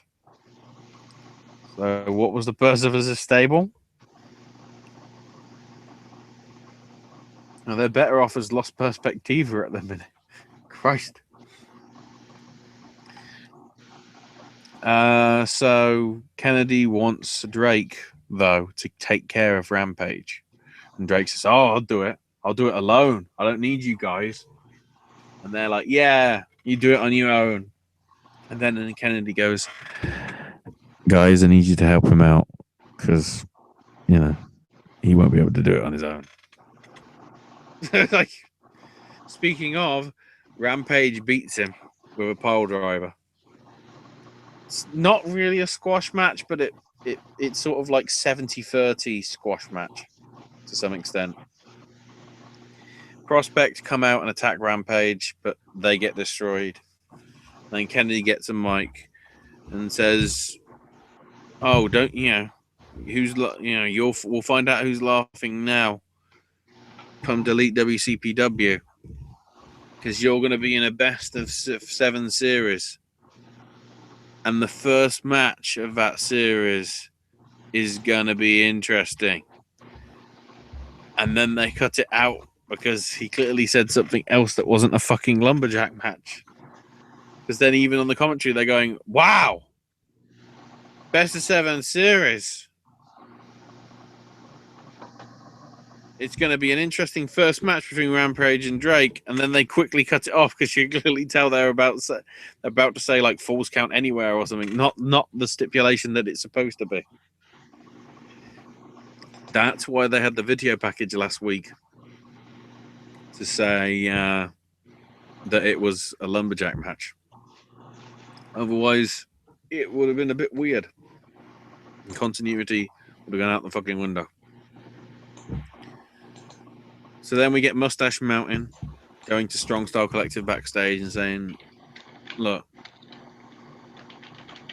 we know you lost, but we'd like to show you some respect and say you did good. And Strong Style Collective do the only right thing and attack them and beat the cage. And Seven and Bait are like, what's that all about? As they come with it, it's like, yes. The best thing is, I know what's coming. I don't think Owen does. I know. I'm smiling already. Anyway, we then see Rampage walking backstage. And then Spear! Where's Goldberg when you need him? Oh, wait, it's Primate. He just destroyed him in the corridor. Beautiful. Speaking of beautiful, Joseph Connors versus Gabriel Kidd was a bloody good match.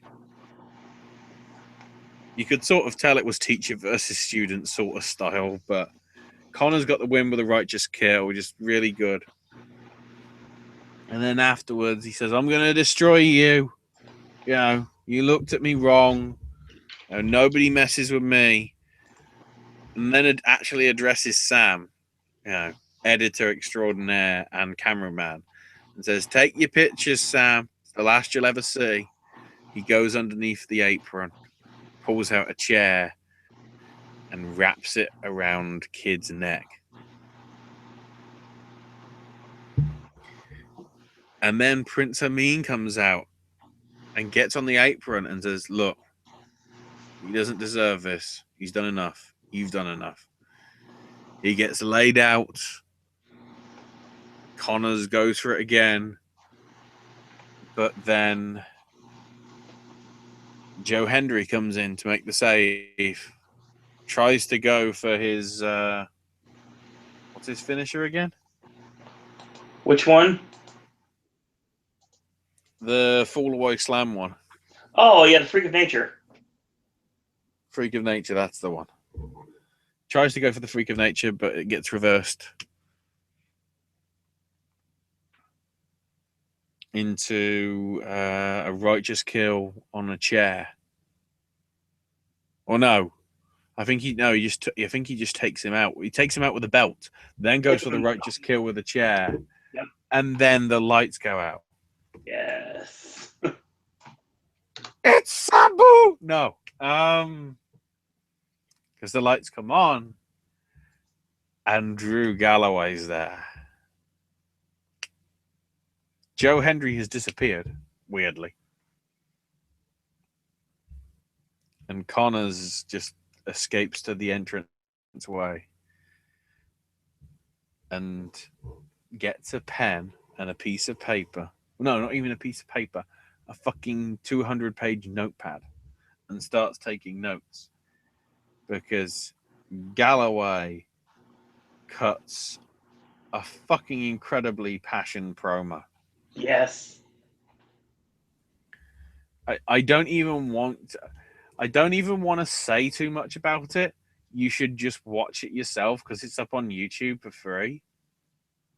Weirdly, it was put up first ahead of anything else from Loaded on the YouTube page for some reason.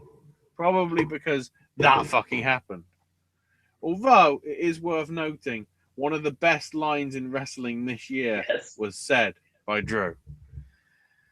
I am Drew Galloway, the personification of wrestling today. I'm Joseph Connors. I swear to you, you are fucked. It was incredible. Oh my God, this promo. He has got more intensity than anyone now. Afterwards, Connors is just like, I'm going to the back. Henry just shows up from out of nowhere, throws him back into the ring. They sort of punch him up a bit because obviously Galloway at this point was only sort of just getting medically cleared. And he says, oh, in case you're wondering why we left you alone, it's because we want you good and proper. Because we want to fucking smash you at the pay-per-view. Yes! My God, Joseph. Make notes, motherfucker. Make notes. Holy shit. Hang on. I need to grab some dinner. You harp on about how fucking good that promo was without swearing, because I can. Fuck! Well, here's the thing. Anybody that has seen like the Chosen One stuff, the Drew McIntyre stuff, even the 3MB stuff, all the way to his impassioned "This is Wrestling" promos in TNA, nothing holds a candle to exactly what Drew Galloway said at What Culture Pro Wrestling.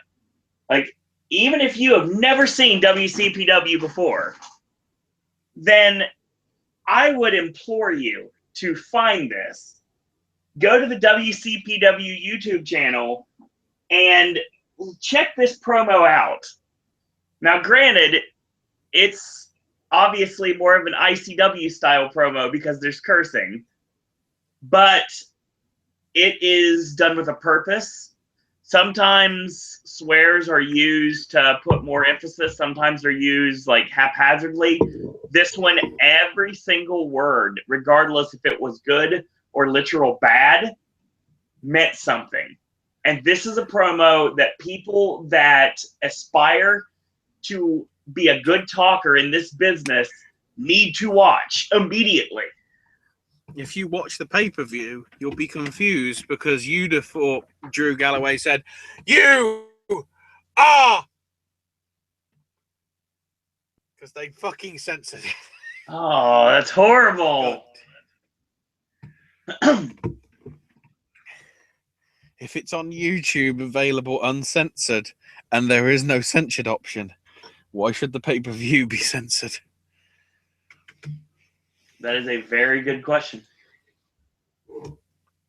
Especially when British words were used on the show, which probably aren't as offensive as aren't as offensive as they are on other ones, but still they be offensive. This was just incredible. Excuse me. No, it wasn't. It was PJ Palaka. Boom! But so the only bit to note from Reloaded is we had a match between B. Priestley and apparently somebody called Lana Austin, who's said to be a person in the British scene. Admittedly, I'm not a huge, knowledgeable person on the British scene, but I haven't heard of her.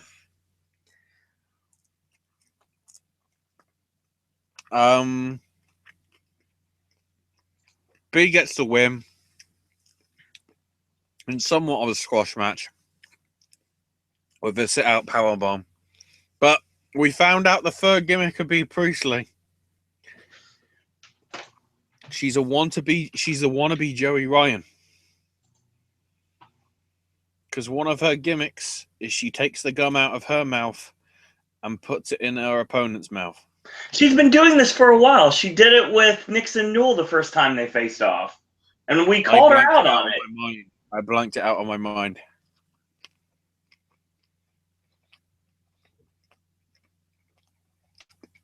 It was when Nixon faced Alex Windsor. And, Kimberly, people with talent. I was getting relieved. And then that fucking happened. All right.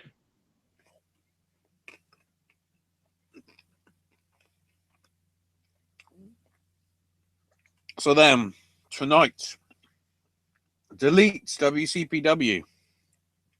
First thing I better mention is a YouTube match, because this was exclusive to YouTube. Pretty good match. Pretty good opener. With Strong Style Collective of Dunham Banks beating Prospect to become number one contenders to the tag titles. So even though they lost in the tournament, they still become number one contenders. I guess that makes sense. But yeah, Sure. good match between the two.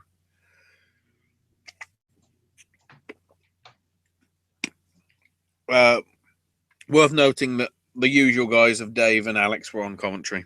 Did a pretty good job overall throughout. But then I also need to note, when we actually get to the pay-per-view itself, I was watching on What Culture, but they used Fight TV embedded live. So all the streaming and buffering issues that they had for the opening show, Refused to Lose, were not there. And it was a clear feed for the entire 3 hours. So if you didn't want to go because you were thinking it was going to be a car wreck, it wasn't a car wreck this time. Surprisingly. Well, for some people it will be.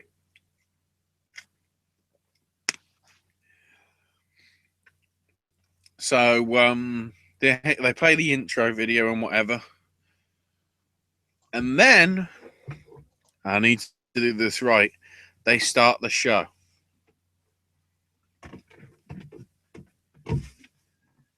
So, the first match on the card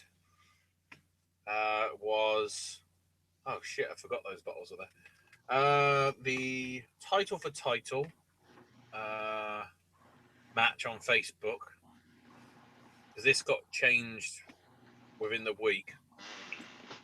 So it was Ligero's WCPW Internet title taking on Cody Rhodes, putting his GFW Next Gen title on the line. In case you were wondering why I was sounding quieter, possibly for those last minute or so, throughout this entire match and this match alone, we had tech problems, so you couldn't hear the commentators. Or if you could barely hear them. Thankfully, they got it fixed afterwards. But then also, if this is going to be put up online for free, you know, if unloaded or whatever in a week or so, because Facebook, I don't know how Facebook Live archives are in terms of quality. Mm-hmm. They're going to have to re-record the commentary because there is no commentary for very much of it. But Alligero and Cody have a very good match. We get some beautiful disasters. We get some gold dusts. We get some 619s. A whole load of stuff. But a Crossroads gives Cody the win. And he's got 2 belts in the space of a week. It may not be the last title he wins either. Well, no, because the hang on, what do you say? Who's he? What's he doing this weekend? Well, he does have Ring of Honor this weekend, so you never know what may end up happening. Yeah, but he's taking on Jay Lethal. Yes, but who knows what could happen during the TV taping. He did say that Adam Cole was on his list. On Sunday. Yes. That's on Sunday because that's not a week. That's 8 days. I mean, panickety, but I like it.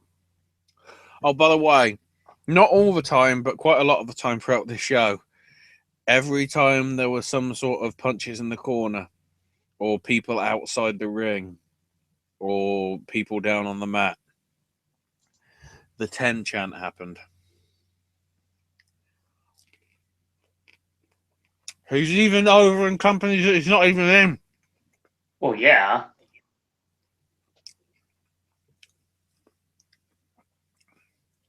So then we cut to the 6-person tag.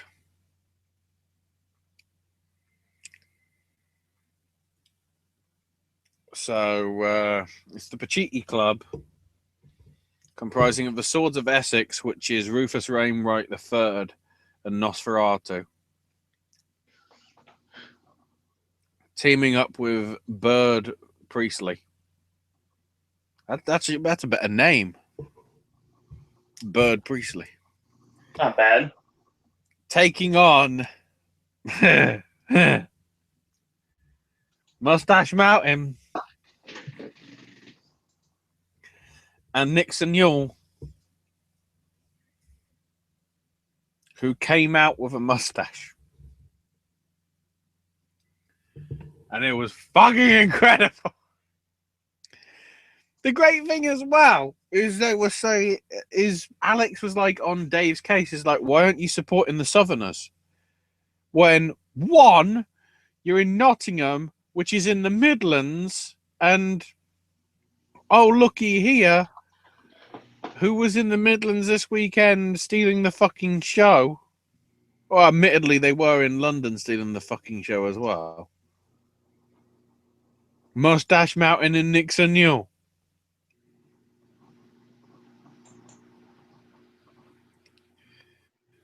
So, really, it's yeah, and the thing is as well, because of this whole north-south divide thing over here, even though a lot of the stuff that they wrestle for is arguably in the south of the country, I guess they were considered northerners, which, I don't know, get that angle that Alex was trying to go with. Either way, these 6 had a good match. Well, sorry, these 5 and Bitch Priestley. Or Bird Priestley, that's the one. Bird Priestley had a good match. Worth noting that Nosferatu was so light that Nixon actually managed to take over a stalling suplex from Tyler Bate for a few seconds. There was also a very interesting Nixon Yule suicida dive to the outside onto the 2 guys from the Swords. But eventually, I can't remember whether it was Nixon with a Canadian destroyer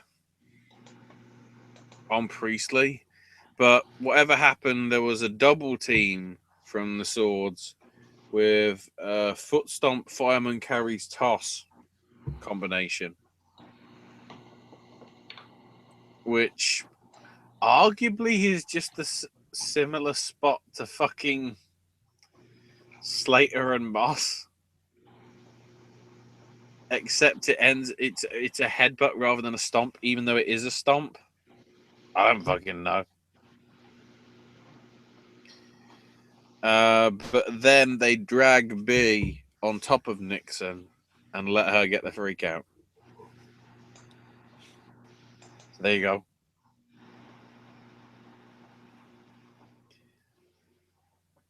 So then the commentators announce that, and this came earlier on in the day, Alberto's stranded in America. So apparently the plane got cancelled, and the only other plane that he could get from that airport was going to be leaving 22 hours later.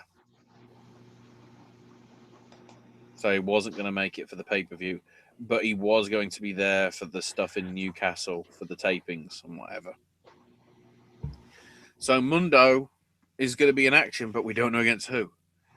So he comes out and cuts an anti-Nottingham promo saying,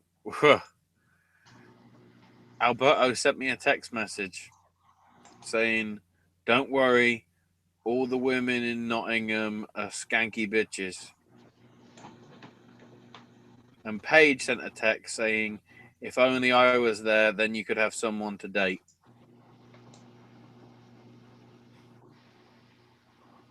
Or someone to look at that was attractive. He then openly went to like one of the people in the crowd, man, you look like you should be in a meadow. Like, and then Prince Amin comes out. You may not be very appreciative, Johnny, of a woman with a larger figure, but Prince Amin loves that shit. That's great. By the way, you're set to be in a match, and I can think of a great man that could take you on. And his name is Gabriel Kidd. Like, and the great thing is, he even refers to him as his protege, not his servant. Prince Amin's gone face? Yeah. What? Sounds like it. Oh. Anyway, Mundo and Kidd have an incredible match. Especially with the bit where Mundo moons the crowd. And then a few minutes later, just for revenge, Kidd moons the crowd as well. Because Kidd is a Nottingham boy, I believe. They made a thing about that. There was a bit quite early on when there was a chair shot outside. Of course, the referee didn't see it. Mundo got the win with Starship Pain, but man, Kidd got made this week. That's good. Has a great match with Connors, and then Mundo is like, man. I can't even remember how old he is, but he's super young. I think he might be going to the cruiserweight division sooner rather than later. Wouldn't surprise me. So now it's time for match 1 of the best of 7 series. Primate Rampage Lumberjack match. Apparently the Lumberjacks have been chosen by Kennedy. Hence why it's Prospect, the Strong Style Collective, and Doug Williams. They block the entranceway for Rampage, so he looks on as if to go, what am I going to do? And Primate then shows up anyway and beats the fuck out of him. As the match starts, like, okay, so why did you block the entranceway? Pretty good match. Eventually, Rampage gets choked out with a rear naked choke. Although Primate refuses to release the hold and only does so when James manages to put a mask on him. And apparently the mask controls him or something. Oh no, not somehow. this. Or calms him down. Despite the fact that he held the thing on for about a minute and a half, the result still went to Primate. There was no reversal of the decision. So he basically tried to murder him. Let's give him a point.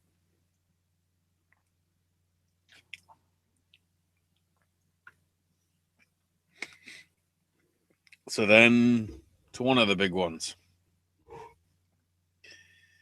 Bully Ray comes out with a button-up ECW Dudley shirt. Oh, I should say it's got an ECW logo on the front and then Dudley 3D on the back. Oh, the Team 3D match against Polo Promotions is what he wore. Same thing. That's all he has. So then Broken Matt comes out and says, Nottingham, I knew you'd come. Where is this Pachiti? You know, the man who is obsolete. Adam goes, I won't let you get rid of my company. That's why I hire Bully Ray. And Bully goes, well, man, I ain't your guy. You know, I came here because I was paid. You know, from what I can tell, from what these fans think, you're just a stupid wanker.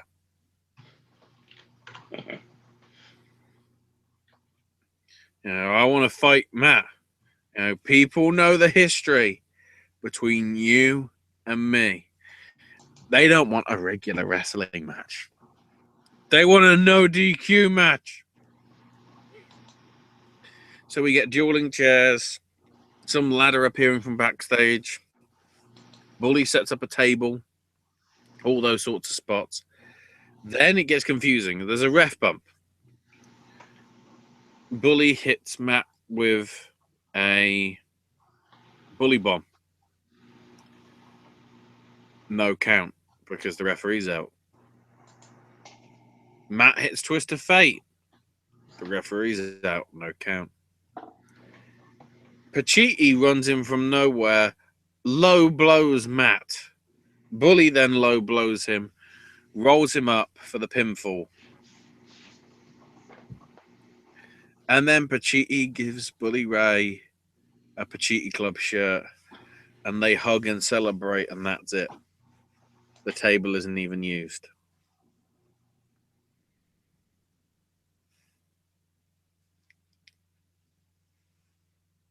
I would say this was bad, but there was a reason behind all of it. We'll get to it.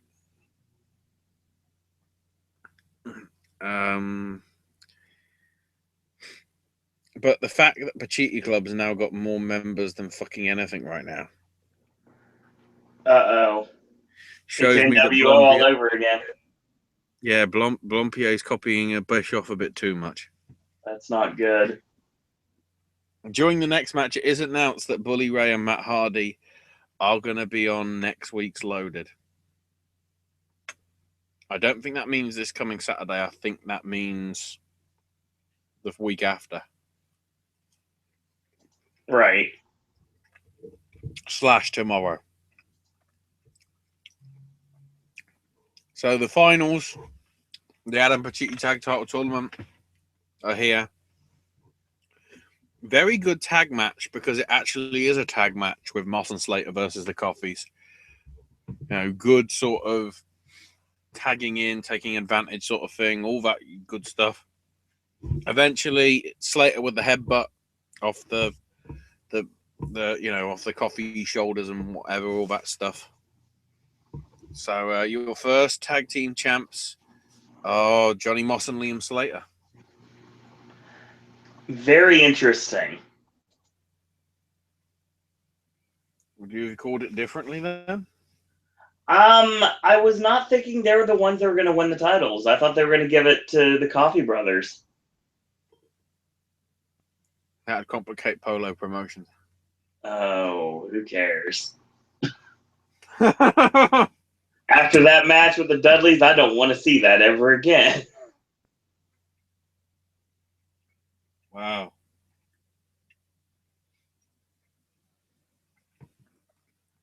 So next up, 2 out of 3 falls. Ospreay v Kirby. Within like a couple of minutes, the first fall goes to Ospreay with a pin with his feet on the ropes. And during the 30-second grace rest period, he goes around ringside mouthing off and whatever. You know, even to Alex, that's like saying, you know, you had your feet on the ropes, mate. You know, this is the guy that's supposed to be the heel commentator, but because it's Kirby, he's supporting him. I guess in that terms they're talking like Kirby like he's the Reigns or the Cena. As in, nobody can talk negative about Lee now, or negatively about him now. Sorry. I would say he's more Cena. Yeah. But as soon as that, like, because the announcer says like 5 seconds and whatever, then pretty much as soon as you get to the 30 seconds, as the bell rings, Kirby's already in the air doing a suicide dive out onto Ospreay. And nearly smashes the complete barriers apart because he hits it in the sweet spot in the gap, like bam, smash. You know, I thought there was broken glass. I thought Stone Cold was coming out. Kirby gets a second fall eventually with a backslide pin after going for the Sable Bomb, but managing to get out of whatever Ospreay reversed it into.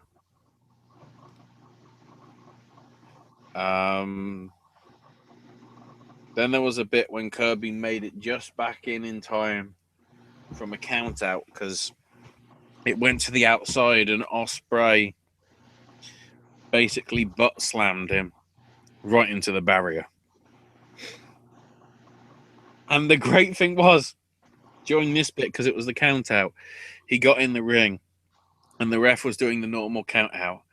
So it was like And Osprey's reaction to it was fucking brilliant because it was like 10. It's 4, mate. It's 4. 10. 5. Can't you count? 10. What comes after 5? 6. That's great. It was just beautiful. We then got a top rope Kirby Hurricane Rana. Both were standing on the top rope, and he just gave him a hurricane. It's like, what? And then double what? Kirby kicked out of the Oz Cutter. So Will goes for the Rainmaker. Kirby hits the Sable Bomb, but Osprey kicks out. So then Kirby goes for the Zoidberg Crab Walk thing. And then a baton gets used behind the referee's back. The what was it? What do they keep? The kosh. They keep calling it that. It's like, call it a baton so it's a riot baton. So Americans know what the fuck it is. So the baton and the Oz Cutter gets Osprey the win. So then Pacitti, the Swords, and Bully Ray come out with a table. And the Swords beat the shit out of Kirby. Bully Ray uses a chain to whip Kirby. Holy shit.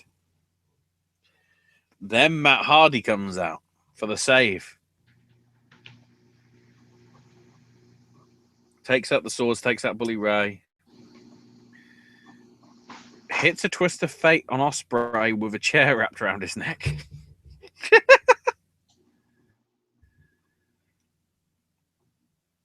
Oh, something I forgot to mention. I don't know what spot, because it wasn't a chair shot. I don't think it was a ladder shot, but Bully Ray got busted on like the bridge of his nose. So he did get a cut. I can't remember where it happened. Whether he bashed himself on the mat the wrong way, when you could clearly tell he was banging the mat with his hand. Yes. Not a great camera angle, guys. So, Osprey's out. Kirby signals to Matt while he sat on the turnbuckle, I want him. And Matt channels his inner Devon. Gives him to Kirby, puts him on Kirby's shoulder, and we do a straight Bubba Bomb through the table. Osprey sells it as if he's been electrocuted like the lightning. And the spot is over. That's why we didn't have the table spot, because it was the payoff to this bit. Still an excellent match between these two. But then Matt is walking around the ring going, Where is Jack? The jobber? Where is Jack? And apparently he's in the front row in one of the sections. And of course the big thing they're playing up is the fact that Jack was not a fan of Final Deletion.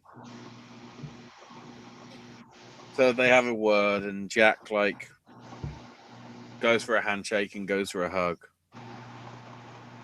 Matt just pulls him over and starts biting him. Jack realizes where the Dulux paint section is in his pocket and smears himself in red paint. Didn't even look like blood. It just looked like somebody got a fucking one of those paint tester things over tiny little tubs of paint and just slightly slapped it on his face to make it look like he'd been bitten. You could have done better, Blompier. You could have gone to a party shop and got better fake blood. Right. Did you not stock up on all the shit for Halloween? You know how many shops sold fake blood? Shit tons. It's true.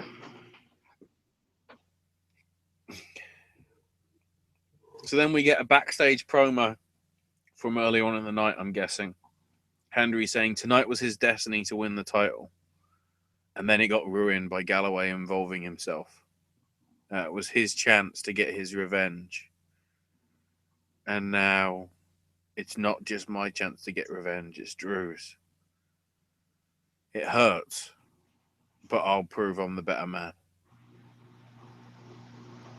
So then Cody comes out for a mini interview, which he openly says, we're only doing this because they're taking ages to put the cage up.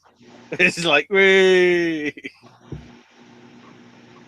And there's like, so, who do you want to face you in your first defense? And Cody says 3 very interesting words. Oh, yeah, I saw that. Zack Sabre Jr. And speaking of Zack, they then bring up how apparently Zack Ryder was pissed because he was the internet champion. And Cody then said how he did a road story about how Zack didn't want anybody to mention that he's getting bored. And so did it on, well, admittedly, he did it on something that not everybody's going to see because it was behind a paywall on pay-per-view. But thank God he didn't say it when it was free. Otherwise, oh, shit. So, yeah, I guess we're getting Cody and Sabre Jr. at some point. Yes. Hopefully not for the GFW title. Because where's my fucking gold, Jeff? So then we have the cage match. And oh my fucking God. Oh my fucking God. If only you could have seen this, Owen, because you would have had an orgasm. I really wanted to see this, but unfortunately there's this thing called time difference that makes it hard to see. I know, but guess what they use for the cage? The 1990s WWF style blue bar giant ladder style cage. Oh, that's awesome. The fucking old school designer was like, come on! That's what I'm fucking talking. You know, I can kiss Blampier now. He's made it happen. Fuck this YMS shit. It's a proper cage. Yes. I mean, there were great cage spots from all 3 men. You know, Connors running into both of them as they were trapped between the ropes and the walls. There was one crazy bit where Henry was giving Connors freak of nature from the turnbuckle, only for Drew to German suplex Joe at the same time. So it's a weird Tower of Doom. But the finish, again, this is where I could kiss Blampier. Hendry's about to escape. Connors has Galloway's head in his hands. And he goes, if you get out of that cage, I'm going to break his fucking neck. You know, you going to see that happen? And Henry goes, ah, well, shit. And starts climbing back in. Only for Drew to reverse it into the future shock. Obviously, because he sees this, Henry begins to escape again. And he's climbing down the outside. 1, 2, 3. And the feet hit the floor.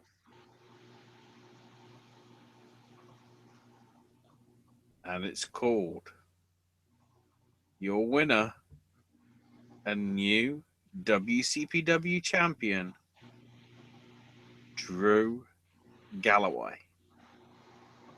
The 3 count happened about a half second before Hendry's feet hit the floor. Hendry is devastated. He had it won. And Connors played the mind games. And inadvertently, Drew took advantage of it and won. And Drew celebrates on the cage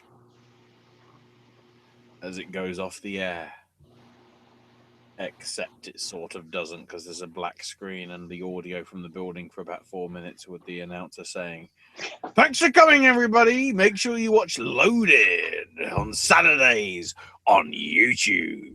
It's like, why are we doing radio voice for a thing? That's great.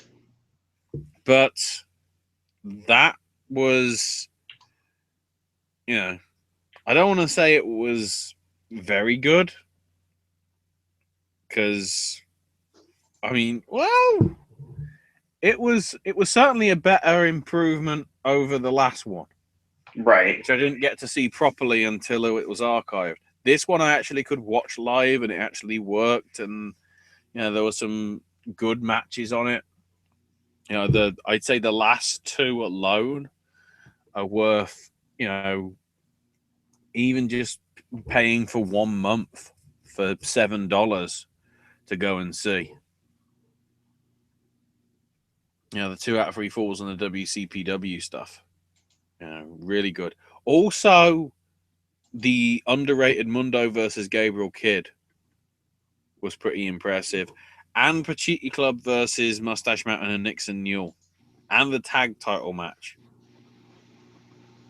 I can't really say the internet title one, because that was up on Facebook anyway.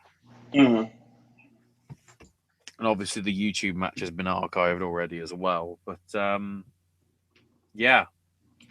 Overall, I'd say for $7, I'd say it's probably worth giving them that much just for this one show, on top of some of the other stuff you'll be getting over the month.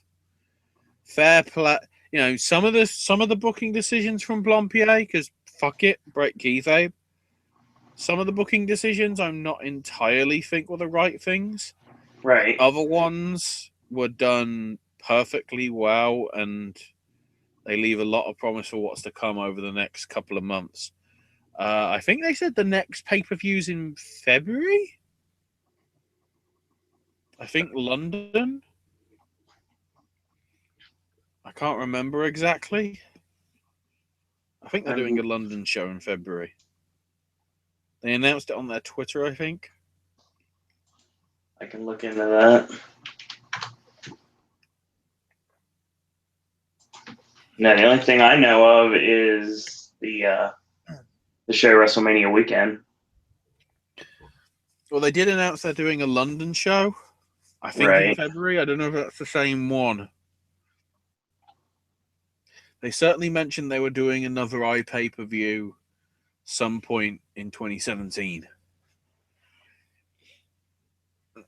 That I do remember.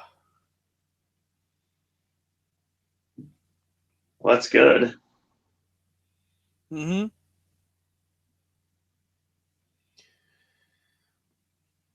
That is all. So that is what culture. And we're moving on to our next bit of information. That would be news.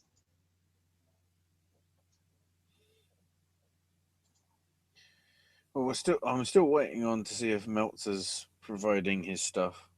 I should really go to the other thing. There was a few bits from last week, right? That I know I sort of covered with you when we went off air, because it went up there. Mm-hmm. So let me quickly get to that. The London WWE's show. Trying to block. Oh, go ahead. London show is March 13th, 2017. It's in London. It's going to be at the Coronet Theater, and the VIP is already sold out. Yeah, I'm not sure if that one's the iPay-per-view. I don't think so. I think they said February. I think. Milton Keynes February 12th. There it is.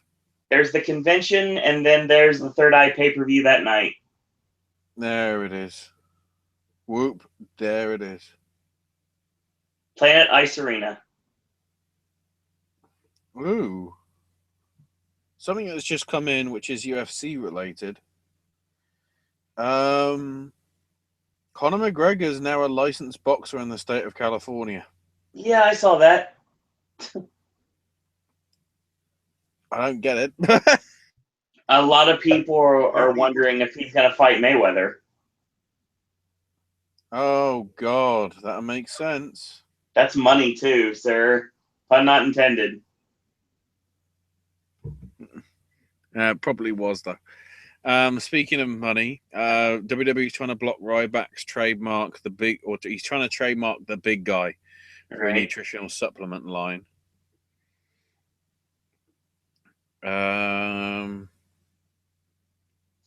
Unsurprisingly, Untold History of ECW last week was one of the top watched shows on the network. So good. Unsurprisingly, the top 3 were Survivor Series, Takeover, and Storytime as well. Although, interestingly, WrestleMania 20 was in the top 10. So then they can find out, wait, this isn't how they presented the first Goldberg match, was it? Jamie Noble's recovered from his stab wounds, so he's back at work and on the road full-time now. It's good to see. Speaking of Goldberg, there is going to be a 24 network special on his return that's currently in production. After Kentucky got rid of its laws where pro wrestling matches had to be stopped by the commission if there was blood last week, they are tentatively scheduling 2 dates in April on Mondays for Raw taping, and will be the first time Louisville would have a Raw taping in 6 years. Hey, Travis, there might be a chance that Kentucky might get television now because they're backwards Raw laws and whatever. Yep. Kota Ibushi, basically, we found out about everything. They offered him a 5-year deal. He turned it down. They offered him a 3-year deal. Turned it down. They offered him a 2-year deal and then turned it down. Basically, he's happy enough to work on a per-show deal. He wants to keep working for Japanese wrestling. If Japanese wrestling enjoys a boom in the process, I couldn't ask for anything more. And he says he'd also like to have one more match with Nakamura before Nakamura goes up to the main roster. And that he'd also like to face Kenny Omega. Or challenge for the heavyweight title. In New Japan, that is. There's legit talk of doing Undertaker versus AJ Styles at the Royal Rumble. Yep. With the possibility that if Taker wins, then you get Taker Cena for the streak. And they're literally stealing Pachiti's idea. Yep. Oh. Beautiful. I'd be happy to see that in April. There's stuff about Karina. More details on that Gabe Sapolsky style battle thing. From Meltzer anyway. That every show will be a tournament modeled after the original sort of UFC events, where it'll be a one-night tournament with people from different styles. There'll be monthly shows starting January 7th, which will be in Ybor City, Florida. So that's probably the Orpheum, because that's one of the only places I know that does wrestling in Ybor in City. The plan is to hold 8-man tournaments, but then after 8 shows later on in the year with 8 different winners in theory, they'll do their own version of the old Ultimate Tournament of Champions. And then that'll be the big winner of the season. So who knows how that'll work. And then in terms of Mexican stuff, there's no word on what the hell is going on with Elite. Because the show they had a few weeks back on the 18th of November They announced that there will be their final show of the year, which is a bit odd considering they've got weekly television for both Mexico and America. So who knows what the fuck is going on with that shit?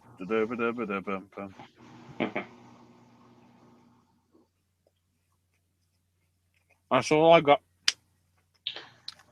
So we've got Evolve news. Mm-hmm. Timothy Thatcher has been pulled off the December Evolve events as a precaution to heal from his concussion. Smart move. This cunt. Every time he comes in, he gets fucking injured. Why the hell they've kept the belt on him? They seriously should have given it to Ethan Page last month. Because that could have just become a beautiful thing. Well, chances are he'll drop the title when he returns in San Antonio on the 27th and 28th. Well, depending who he's facing. We don't know who that is yet. Evolve 74 is going to run December 10th in Queens. FlowSlam.tv, of course, if you want to watch it. If you want to try to get tickets, good luck. Evolve's a hot ticket nowadays. Evolve tag titles on the line. Tracy Williams and Fred Yehai defending against Ricochet and Peter Casa. Cody versus Ethan Page in a special challenge match. Fuck. Yeah, I'm looking forward to that. Speaking of something I'm looking forward to, you want to talk about a stiff match? Your special attraction match, Chris Hero versus Dick Togo. Man, that ain't nothing to fuck with on both the parties. Neither is Hero's new merchandise, which I seen him showing on Facebook, which looks awesome. Oh, Matt Riddle. Oh, yes. Matt Riddle versus Jeff Cobb. Drew Gulak versus Jaka. Darby Allin versus Brian Cage. And Dustin, Chris Dickinson, and more. The next night, Melrose, Massachusetts, December 11th. Flow Slam again. Tickets available. Good luck. Catch Point explodes as Tracy Williams takes on Drew Gulak. Ricochet versus Matt Riddle. His last match. Probably the last time you'll see him. Because, I mean, I don't want to reveal the stuff that I shouldn't be doing about Shikara. But certainly we'll be seeing Gulak's last match on the afternoon show against Lucas Calhoun. We'll get to that in a minute. But, yeah, the farewell tour for Gulak is happening. And it's not going to be a good one. I'm getting my hankies at the ready. I'm going to be crying. Ricochet versus Matt Riddle. Dick Togo versus Ethan Page. Oh, wow. Fred Yehai versus Jeff Cobb. Considering Ethan's been against Robert Anthony, that's nothing. Yeah. Still going to be good, though. Yep. Darby Allin and Peter Casa versus Chris Dickinson and Jaka. And Chris Hero, Dustin, and so much more. There's been a venue change for the More Than Mania WWN live experience. They've moved to the Ole Center. And it's a bigger venue that can hold a lot more. There's plenty of parking, even more so than the previous venue. It's a safe location. They're going to have full food and bar. And the schedule with Evolve, Progress, Chikara, Shimmer, Beyond, and Kaiju remain the same. More information you can still get at morethanmania.com. The only main complication with that is it's now half an hour away. Yes. Where it was actually close beforehand. Well, most everything is taking place within at least a half hour to an hour away, so. Mm-hmm. I hope I get to some of it. We'll see. WrestleMania is expensive. So A couple things I want to mention. Mid-South had a show in Clarksville, Indiana on November 24th that ended with Tracy Smothers successfully defending the IWA championship against Chris Hero. We had AIW Hell on Earth. That was Hell on Earth 12, took place in Cleveland on November 25th. Mike Tolar defeated Hot Young Briley, who everyone knows, Dolph Ziggler's brother. Lewis Linden over Eddie Kingston, Eric Ryan, and PV Smooth. Matt Cross defeated Colt Cabana. To Infinity and Beyond beat the Ninja Elite Squad and Dedication Personified. Shayna Baszler successfully retained the AIW Women's title over Heidi Lovelace. Space Monkey defeated Carly Perez. Ethan Page over Brian Cage. Crazy Payne defeated the Jollyville, you can say it. Buckets! There you go. Zack Sabre Jr. over Dominic Guarini. Alex Daniels defended the AIW Intense Division Championship against Laredo Kid. And AIW Absolute Champion Josh Prohibition defeated Tim Donst in a Fans Bring Their Weapons match. Indeed. Yes. I'm going to drop some Chikara knowledge, and then we'll go to Japan. Well, I'll go through the Japan stuff first because this is going to be this will be the mini indie block or whatever. Right. So, starting off with the New Japan World Tag League stuff. It's complicated because we're midway through the 5th round of matches. So, yesterday and today, Tuesday and Wednesday, we had 2 matches from each of the 2 groups. The other 2 matches happen, I think, today, which is, well, tomorrow, today, whatever you want to call it, Thursday, and I think Friday. I guess they're in smaller venues because they're only having 6 matches rather than 8. Or this is basically where they're giving them a break, which makes sense because we're in the middle of the schedule. But with the way the standings go, because there wasn't a huge thing that really happened, like to build to anything. So as it stands, and I'll add these in as we get to them. In Block A, leading the way on 8 points is Tenzan and Kojima, but that is after 5 matches. Then we have the Gorillas of Destiny and War Machine of Hanson and Rowe on 6 points after 4 matches. Then both on 4 points after 5, we've got Tanahashi and Robinson and Breaker and Race. Brian Breaker and Leyland Race. They're all on 4 points, as I say, after 5. On 4 points after 4 matches, we've got Naito and Rush and Yujiro and Adam Page. And then on no points after 5, we've got Nakanishi and Nare. We're trying to say that they're shit. Yeah, they're already out of it. They can't catch the leaders. So they're just there for fun. Then in Block B, leading the way on 8 points after 5 are Goto and Ishii. On 6 points, also after 5, are Okada and Hashi. However, on 6 points, that is. However, also on 6 points, but only after 4, are Sanada and Evil. Yoshitatsu and Billy Gunn and Kenny Omega and Chase Owens are on 4 points after 5. Shibata and Nagata, Makabe and Honma are on 4 points after 4 matches. And on the bottom, with 4 losses and no wins, is Bad Luck Fale and the Bone Warrior. So basically, what we're trying to say is they're shit. Let me just get the details. Just to clarify, day 11 is today. Day 12 is Friday. And then we've got a double header. Day 13. Sorry, day 11 is in at Aita. Yamaguchi hosts day 12.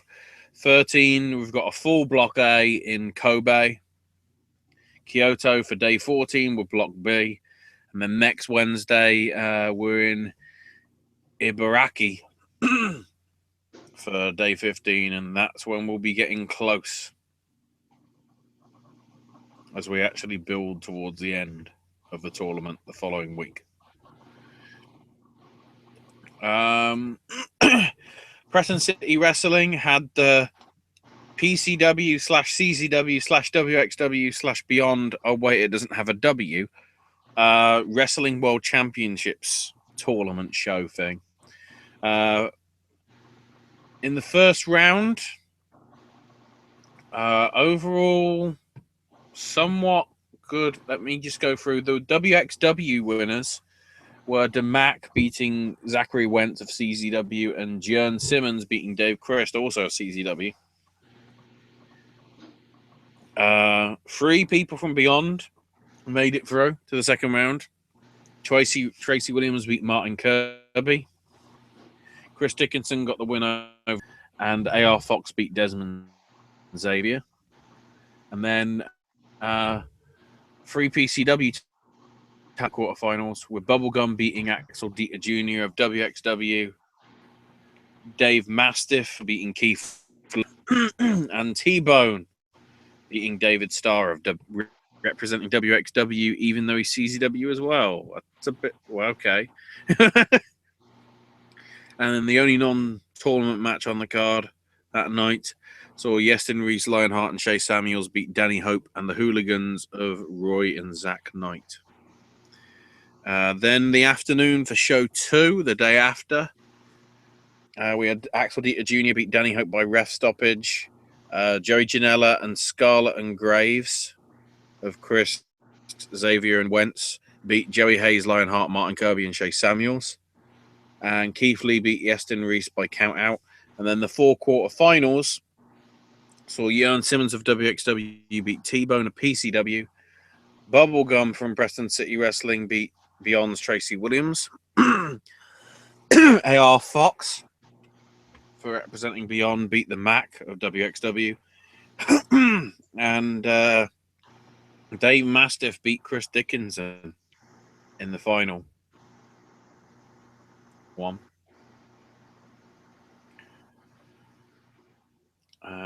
Then we had... Oh, I see. Some of them are cruiserweight and some of them are open weight. Well, shit. I'll get to that in a minute. So we had the evening show on Saturday, the non-tournament matches. We had DeMac beat Axel Dieter Jr., Dave Chris getting the win over Danny Hope, Chris Dickinson beating Tracy Williams, Yestin Reese retaining the PCW title against T-Bone, Kirby and Joey Hayes defeating Scarlett and Graves to retain the tag belts. Lionheart and Shay Samuels beating the Hooligans, and Keith Lee victorious over Joey Janela. And then in your 2 finals for the tournaments, the openweight to Jern Simmons of WXW beating Dave Mastiff. And then in the cruiserweight tournament, AR Fox got the win over Bubblegum. So Beyond WXW win in PCW. That's a bit awkward, isn't it? Southside Wrestling's Ill Manners. We had MVP beat Joseph Connors. Gabriel Kidd and Swoggle beat Alex Gracie and Marshall X. Paul Malin beat Adam Maxted. El Ligero retained the SWE heavyweight title against Paul London and Travis Banks. Damian Dunn won a 4-way with Chris Tyler, David Starr, and Sean Custom. HC Dyer got the win over Robbie X. And in the main event, with a special referee of Alex Windsor, Nixon Newell beat Kaylee Ray in the last woman standing match. They let them main event. God bless Southside. Progress Wrestling's Chapter 39, The Grapes of Wrath from the Electric Ballroom. The first 5 matches would decide who would be in the final match. That's all the winners were going to go in the Progress World Title Tournament. So we had the South Pacific Power Trip of TK Cooper and Travis Banks beat FSU of Eddie Dennis and Mark Andrews, with Dahlia Black, who was in South Pacific Power Trip's corner, interfering. That win also means Cooper and Banks are number one contenders to the tag belts, by the way. Pastor William Eva beat Joe Coffey when Sebastian, who was with Eva, distracted Coffey. And then revealed afterwards, Sebastian, that per his and Pastor's agreement, following Eva injuring Sebastian at Chapter 36, Sebastian would replace Pastor William in the main event. A bit interesting.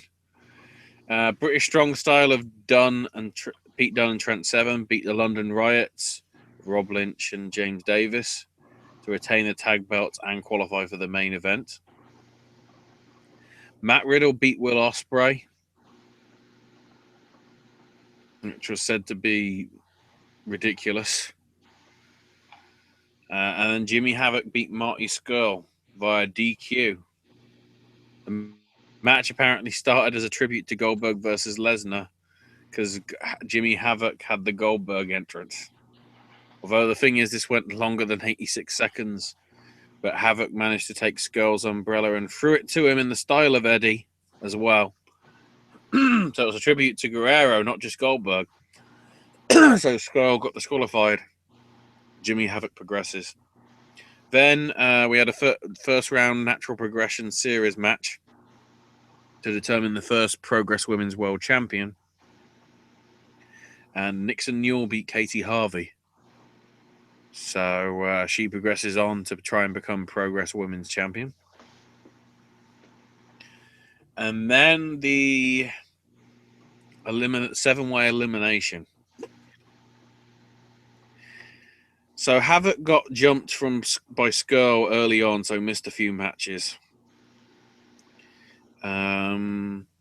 First out was TK Cooper, eliminated by Riddle.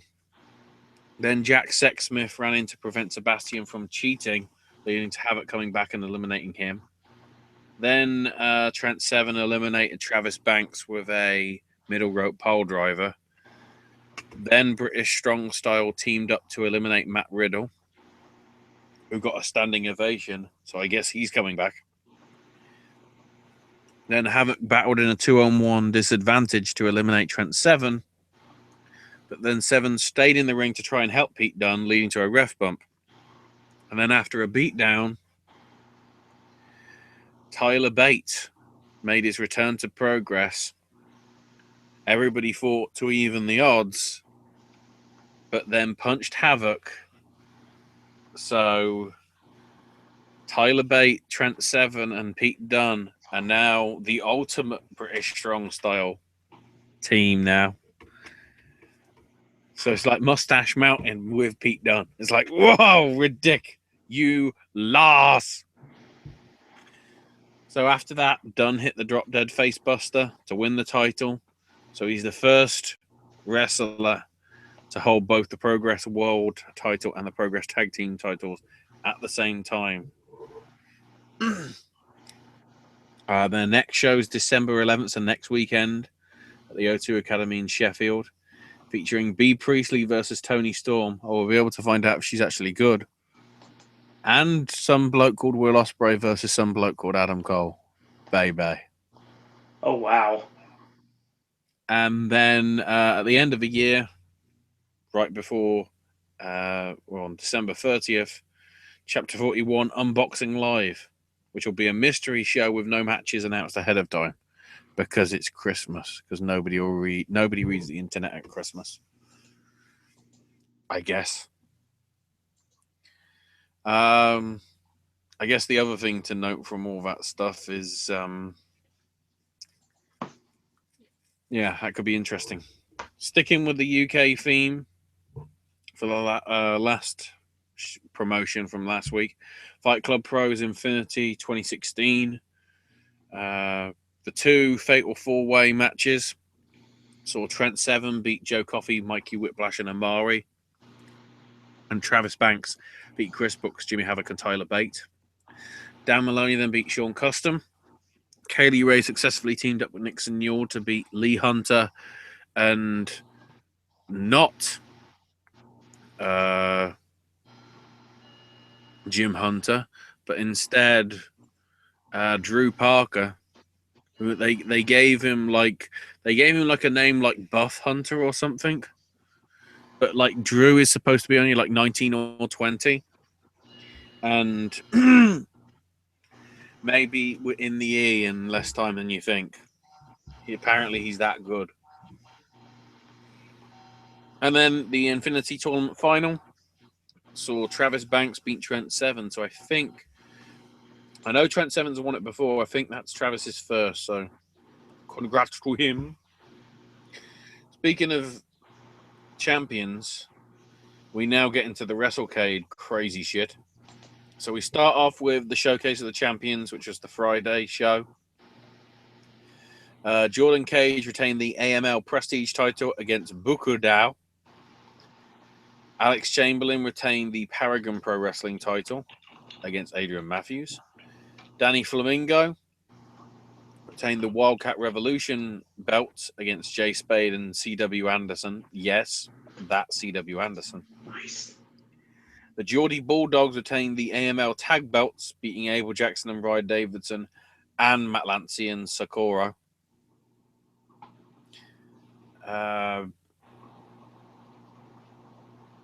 Then we had the MCW Rage title on the line with Drolix, aka Black Wall Street, beating Ken Dixon to win the belt. Then for the AML title itself, King Shane Williams or Queen Taylor retained in a triple threat lumberjack over Zane Dawson and Damian Wayne. E-Snow beat Gino to retain the Reality of Wrestling title. Then Jason Kincaid with Gimmick Tree Promotions beat Pentagon Jr. to retain the Modern Vintage Wrestling title. However, afterwards, Pentagon attacked Kincaid and I guess broke his arm. Then Gimmick Tree turned on Kincaid and Kevin Cross came out, who apparently has like a Money in the Bank briefcase cash-in style thing. And did so and is the new Modern Vintage Wrestling champ. And in the main event, which we sort of already spoiled thanks to What Culture, Cody Rhodes beat Sonjay Dutt to win the Next Gen title. Afterwards said he would mention defending the new title in Canada the following day, which I think he did, from what I remember. And then also mentioned a quote about his dad saying the title doesn't make the person makes the title. Which is more true because where's my fucking gold, Jeff? Night 2 was the WrestleCade show. We had Eddie Edwards beat Crazy Steve. Tessa Blanchard get the win over Rachel Ellering. Gunner beat Chris Masters. Drew Galloway victorious over PJ Black. George South won the 3rd annual George South Battle Royal. That's cheating, isn't it? That's eliminating Rockstar Spud. Carlito beat Jeff Jarrett. Where's my fucking gold, Jeff? Or I'll spit in your face. Luke Hawks beat BJ Whitmer. The team of Ricochet, Shane Strickland, Matt Cross victorious over Sonjay Dutt, Caleb Conley, and Juventud Guerrera. In your Women of Honor match, Kelly Klein, Taylor Hendricks, Kennedy Brink, and the Bullet Babe of Amber Gallows beat Mandy Leon, Solo Darling, Faye Jackson, and Deonna Purrazzo.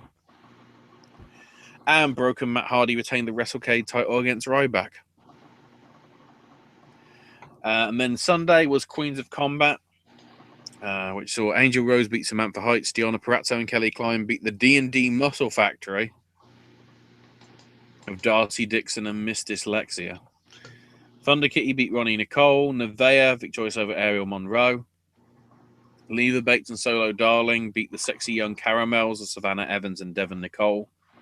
Laurel Van Ness beat Rachel Ellering. There is no fucking justice in the world. Kennedy Brink beat Jade. And then the Queens of Combat title changed hands on its first defense as Taylor Hendricks dropped the belt to Su Yung. So a pretty interesting fortnight for her. Wins the WSU Spirit title last week. This week, Queens of Combat title. I don't think there's a Shine Show next week. If there is, she'll probably win that. No, but she's got a fight without honor on Sunday in Philly. Oh, shit. That's going to be for YouTube. Uh-huh. Alpha One's Final Act 7. We had Gavin Quinn beat Jason Cade. Young Money beat Tabernacle Team. Colt Cabana, Dick Justice, and Shane Saber beat Joey Kings, Justin Sane, and Mikey Webb.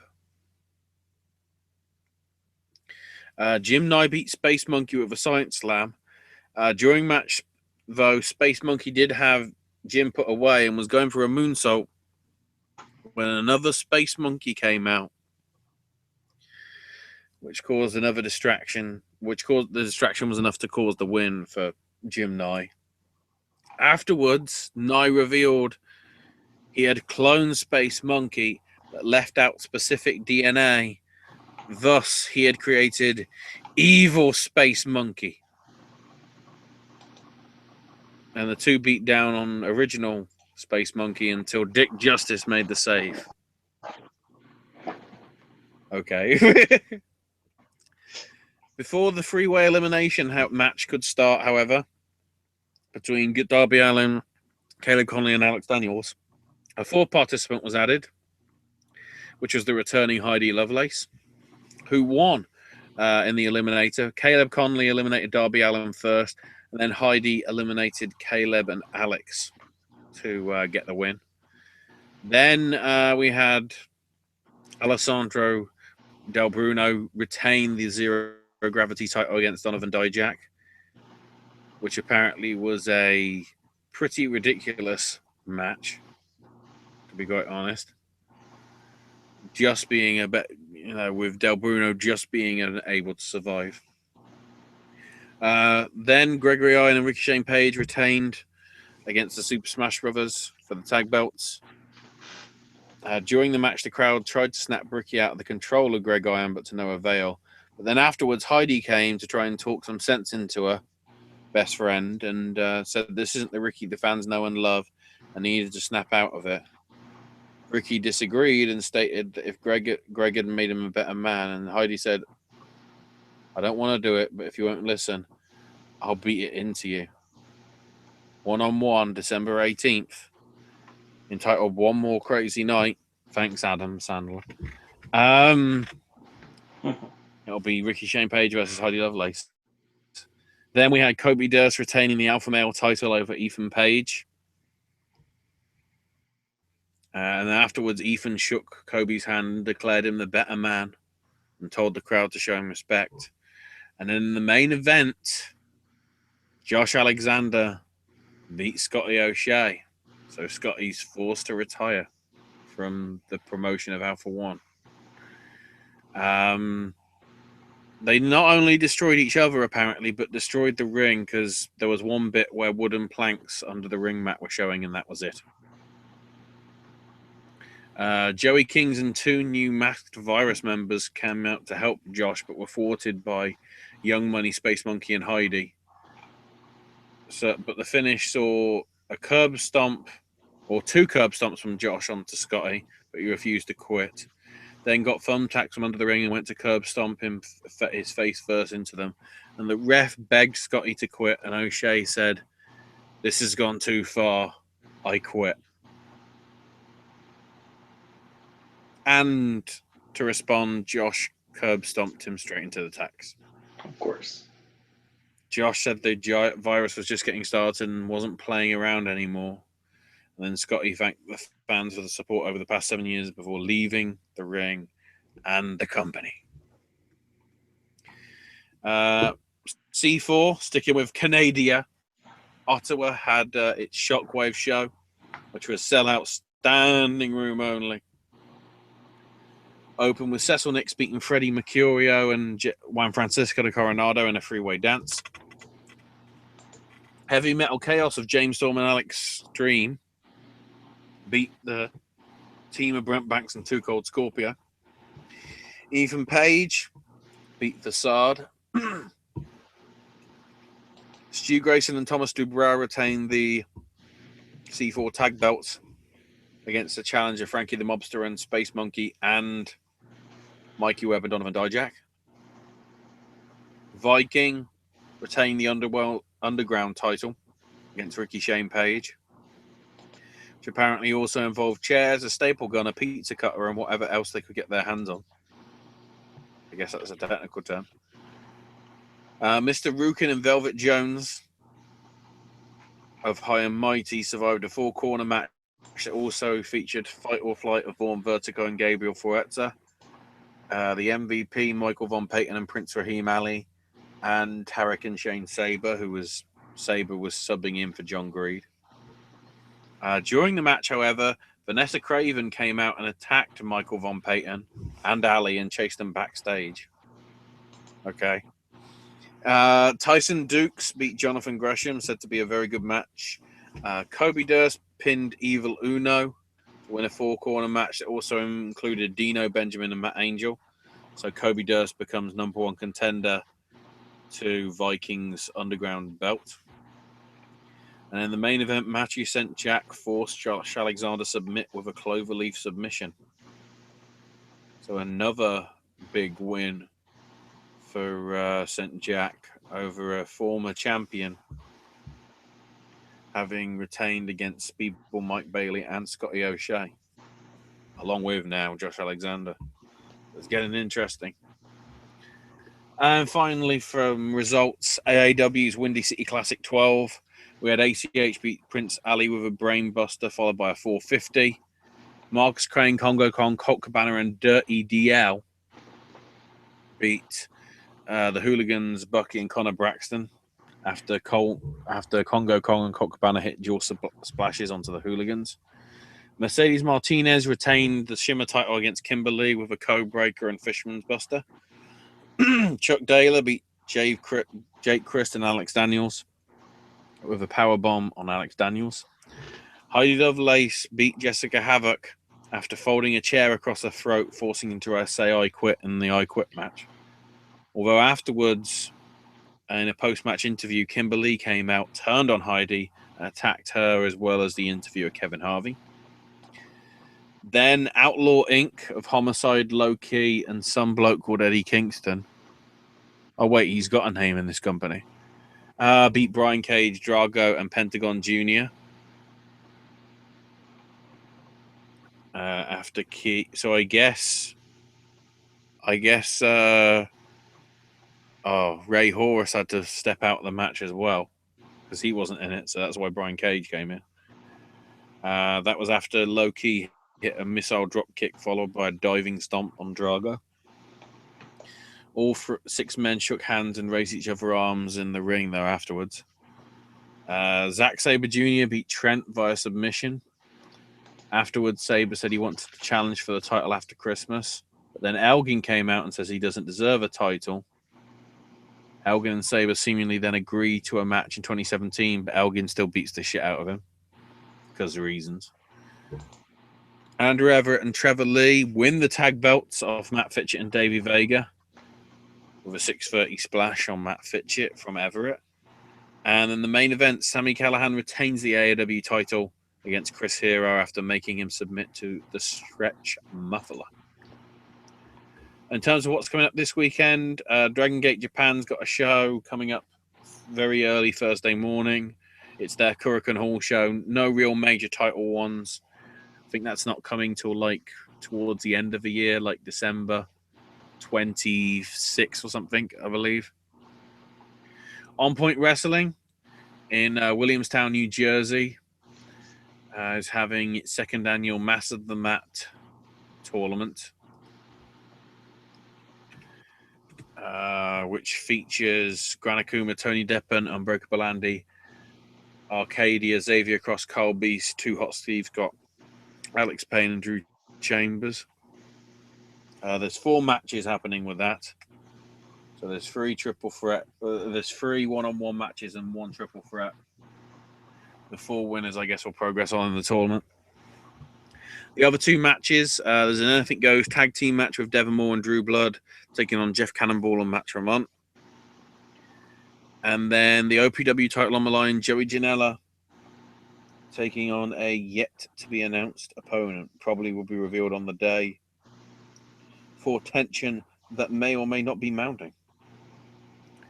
Dreamwave at Knights of Columbus Hall in LaSalle, Illinois, will be having, I think it's entitled The End because it's the last show that they'll be having, at least as Dreamwave, because as we mentioned last week, AEW sort of taking over the running of that promotion.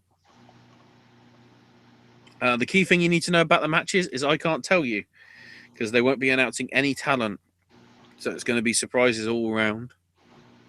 All they have said is there will be an appearance by Sean Waltman as well.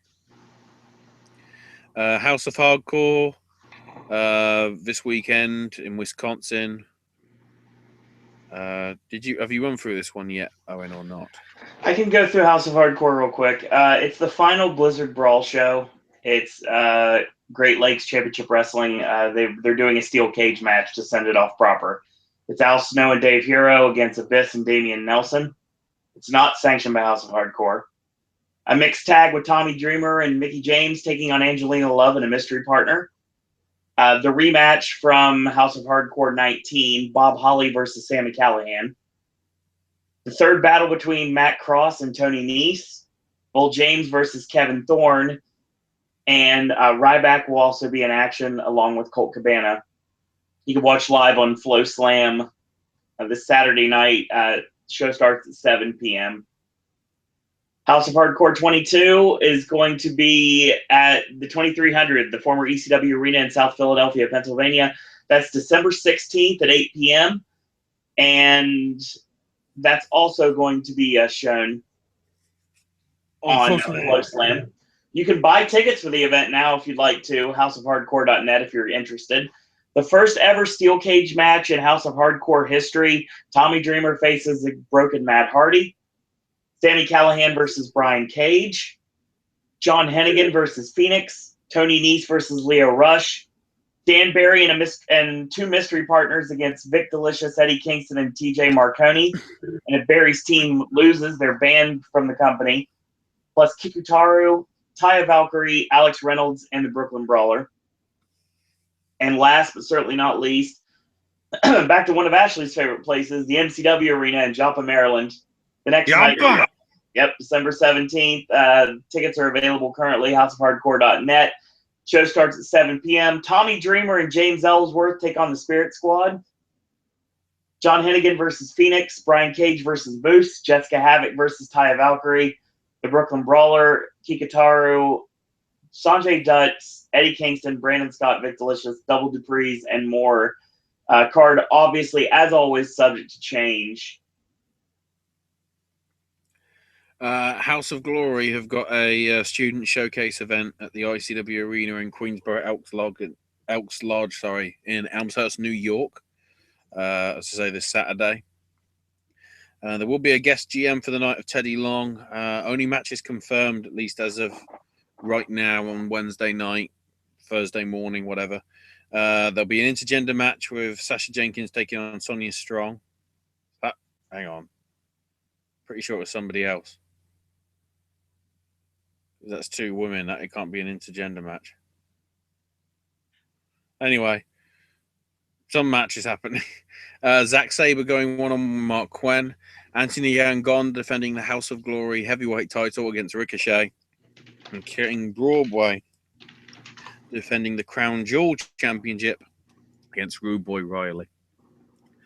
Shikara's final weekend of 2016. Following on with the sequel terminology. In the afternoon, we've got Temple of Doom at the Logan Square Auditorium in Chicago, Illinois. Tickets are still available for that one, although I'm guessing they are pretty limited. On that card, we've got Los Ice Creams versus the Hermit Crab and the returning from injury, Cajun Crawdad. Lucas Calhoun one-on-one with Drew Gulak. Solo Darling taking on Max Smashmaster. The Big Deal and his closers will face the Submission Squad in revenge for Submission Squad taking Big Deal and his guy's spot in King of Trios, possibly. Des Peloton take on Cornelius Crummels and Sonny Defarge. And then Mask versus Mask. It's a Massis one-on-one with Frightmare. I'm just by looking at it and considering what's coming up later, I've got a feeling a Massis is going to be unmasking. But we'll see. And then we've got Supremacy, or as I call it, because that's what the poster says now, the Shikara Supremacy. This one is sold out, so you can't get any tickets for this. You'll just have to get it on demand when it becomes available, which should be probably this time next week. I don't know if you'll be able to get it streamed on Chikaratopia, but certainly you'll be able to buy it digitally. 4 matches confirmed, but that's because one of them's a pretty big one.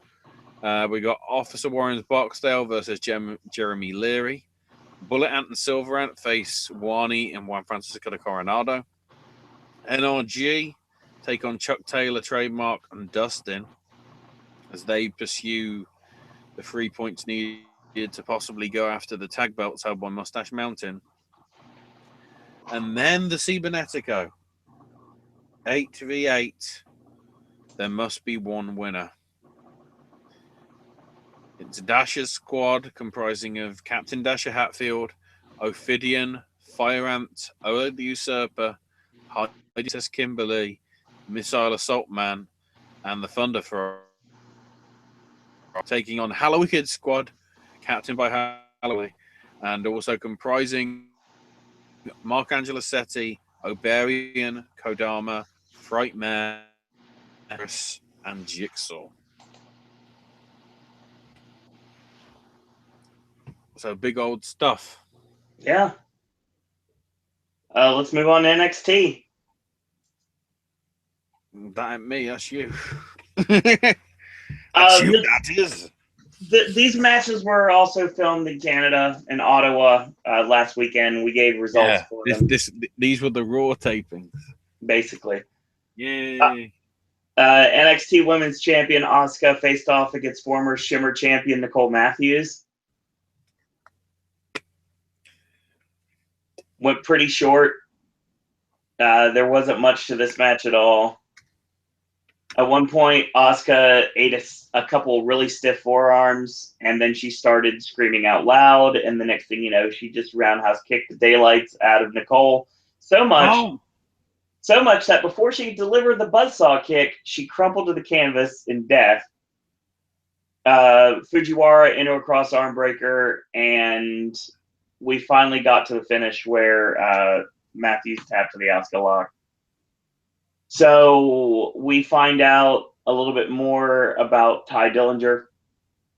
He interrupted Samoa Joe's interview, and he basically said he wants to prove himself. Joe says, "You're not on my level, and I'm not going to embarrass you. I don't want to embarrass you in Canada like Bobby Roode did at TakeOver." So Ty slaps him, and Joe accepts the match. So we get that as your main event tonight.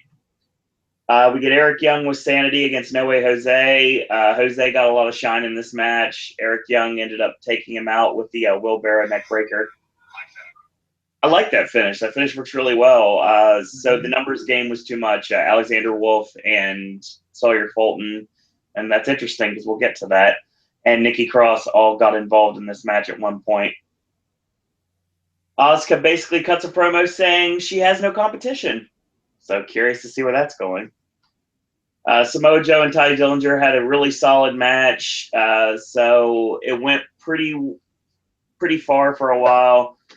ST Joe happens. We get a commercial break. And then Ty's getting the crowd to chant 10, which we know is going everywhere now. And he hits the Tito Santana style flying forearm off the ropes. And a bunch of stomps in the corner. He goes for the tiebreaker. Joe counters out. It's German. He goes for the dragon. He drops down, gets a near fall off of that. Super kick, one, but he kicks out at 2. goes for a tiebreaker. Joe slips out, hits him with the ST Joe, rains down the knee strikes, hits a powerbomb into a Boston Crab under the STF, and taps him out to the Kina clutch. So we hype up Osaka, which is going to be this weekend, where Shinsuke Nakamura gets another chance to win back the NXT Championship, which sounds possible, Ashley. He's not going to do that. Let me explain what I mean by that. So earlier tonight, Full Sail University welcomed the final NXT tapings of 2016. So this is, if you want to avoid spoilers, my suggestion is wait until I stop saying the letters NXT. A lot of things came out of this show. I mean, a lot of big things come out of the show, actually, and I want to talk about it. Oh, I see what you did there. Yes. So the dark match was your boy Ben Wang. Now known as TN Bing, defeated Beautiful Blake with a super kick. We saw DIY come out, and they're interrupted by the Authors of Pain. This ends up to a stare down, and basically we find out they're going to face off in San Antonio at TakeOver. You didn't mention the important bit. Oh, yeah! We'll get to it. Don't worry. It's the first thing in the notes. Yeah, DIY came through the crowd. Some people were saying, and I saw this on Twitter, that DIY could possibly be the most over entity NXT has ever seen.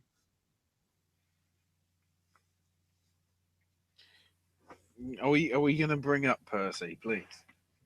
Oh, you want to talk about that first? Well, I guess once again, the Popcast Network are prognosticators, because after we referred to this man just out of nowhere on a podcast about a week ago, sure enough, somebody listened and they found him somewhere.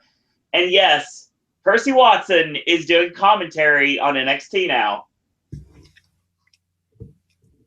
I don't know whether to laugh or cry. I haven't heard him do commentary, so I don't know if he's any good or not. That's why I don't know whether to laugh or cry. So we continue with the tapings. Like I said, there's a lot to talk about here, and it really helps when Shockwave crashes on me. This led up with that. We ended up getting our first match, which is Alexander Wolf and Eric Young with Nikki Cross defeating No Way Jose and the Cruiserweight champion Rich Swann, which, again, we're going to get to that in a bit. Spoiler alert. Very interestingly enough, Ashley, when they come out to the ring, Eric Young has Sawyer Fulton's Sanity jacket, and he stomps on it and throws it out of the ring. Very interesting. Fuck off. Oh, yeah. You mean the fact that Sanity should have been, I don't know, Tommy End? Maybe? Irish? I would have rather Sanity been Eric Young, Big Damo, Tommy End, and Crazy Mary, to be totally honest. But this is long. No, as long as half of it's Celtic, that's all that matters. Right. So Sanity get the heat for the match. They work over Swann for a bit. Jose gets the hot tag, comes in, and out of nowhere, here comes Big Damo. He rams Jose into the ring post. EY pulls him into the ring and hits his wheelbarrow neck breaker. Gets the win. Damo leaves up the ramp, picks up the Sanity jacket, and chucks it on the ground. We'll see where that goes. We get a singles match with Ember Moon. And who's Ember Moon's opponent tonight? Who gets to take on Ember Moon? Kimberly! Yes! Yes! Match went back and forth for a little bit, but Kimber was put away with Bad Moon Rising. We saw the Heavy Machinery team of Apparently there's some new fucking porn star that just so happens to be called Kimberly. Oh, God. I hope Kimber's got that Twitter thing. Because she's going to get a lot of interesting tweets. Oh, boy, that's a good point.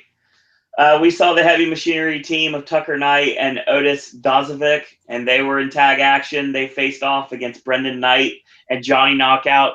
Yes, that Johnny Knockout, the one that says he likes big, sweaty men when he was fighting Braun Strowman on Raw. He's more over than Braun Strowman. It's not saying much.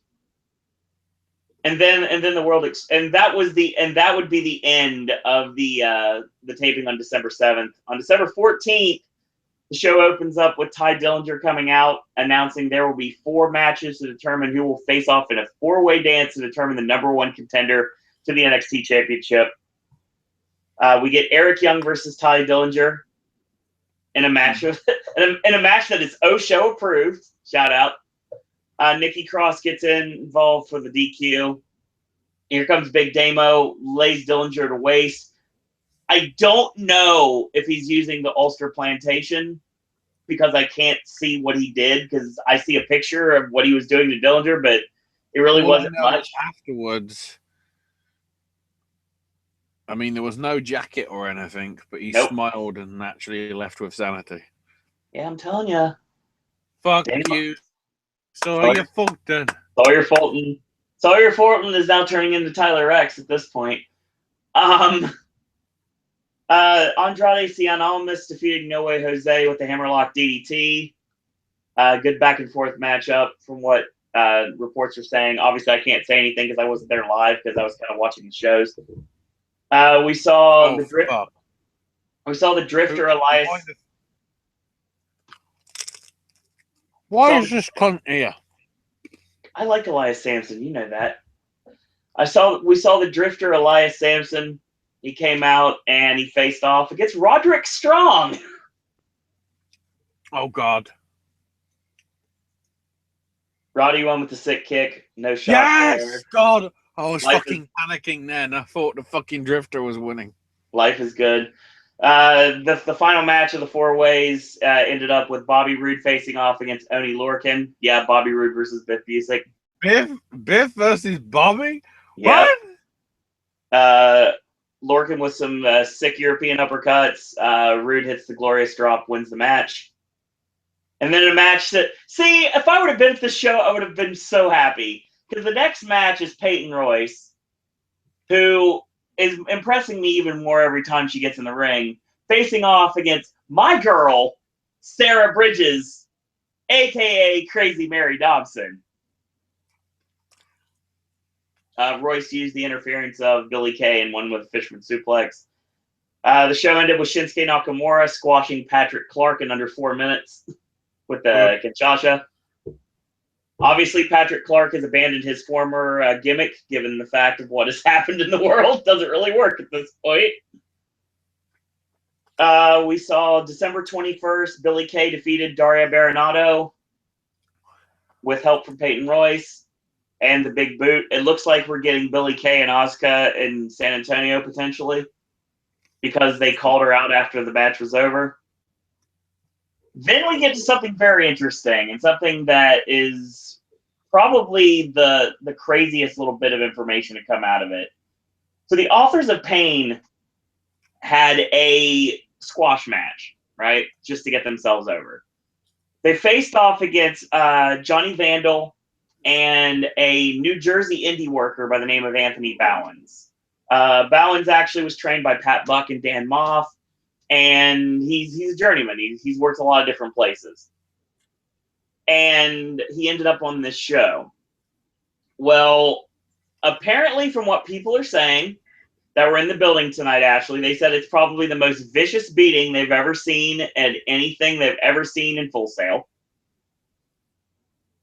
Wow. The big spot in this match, they powerbombed Vandal, and he was taken out. And then the next thing you know, they powerbomb Bowens. Well, Bowens is laid down on the canvas. And then they pick up Vandal and they powerbomb. They're supposed to powerbomb him on top because that's how the spot usually works. But when the powerbomb happened, it was botched. and basically the back of his head connected against the top of the head. So immediately they stopped the match, and immediately they helped balance the back. Yeah, it looks vicious from what I saw. I do not know if this is going to make television. Well, we know who isn't winning the tag titles now. Yep. Them guys. And to end the show, we had Bobby Roode, Andrade Cien Almas, Ty Dillinger, and Roderick Strong in a 4-way to determine the #1 contender. One of these things is not like the other things. Hang on. Who was it again? It's Bobby Roode, Cien Almas, Ty Dillinger, and Roderick Strong. I'd be more inclined to say that if it were any of those three and Elias Sampson. Elias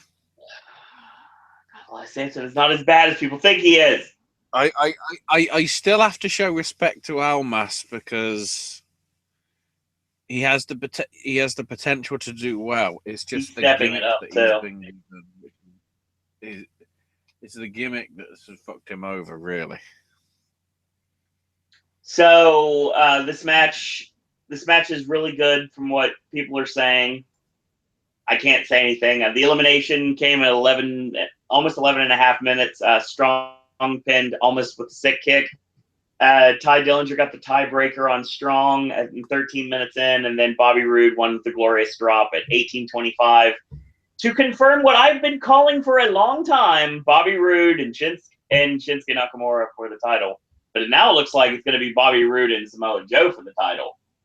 So we're going to get Joe and Roode, 2 TNA superstars for the NXT Championship. Why the fuck didn't they save it for Orlando and go, fuck you, Dixie! Fuck you! By the way, you know what San Antonio is going to be? Yes. But first, Glorious Bomb! And then the final match of the tapings and the most interesting one of all. So the Revival got their rematch against DIY. Match went about 12 minutes. Gargano and Ciampa hit the knee strike super kick combo, and they retained clean.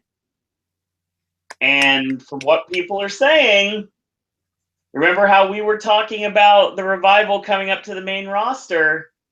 Sooner rather than later, it seemed like this was their swan song.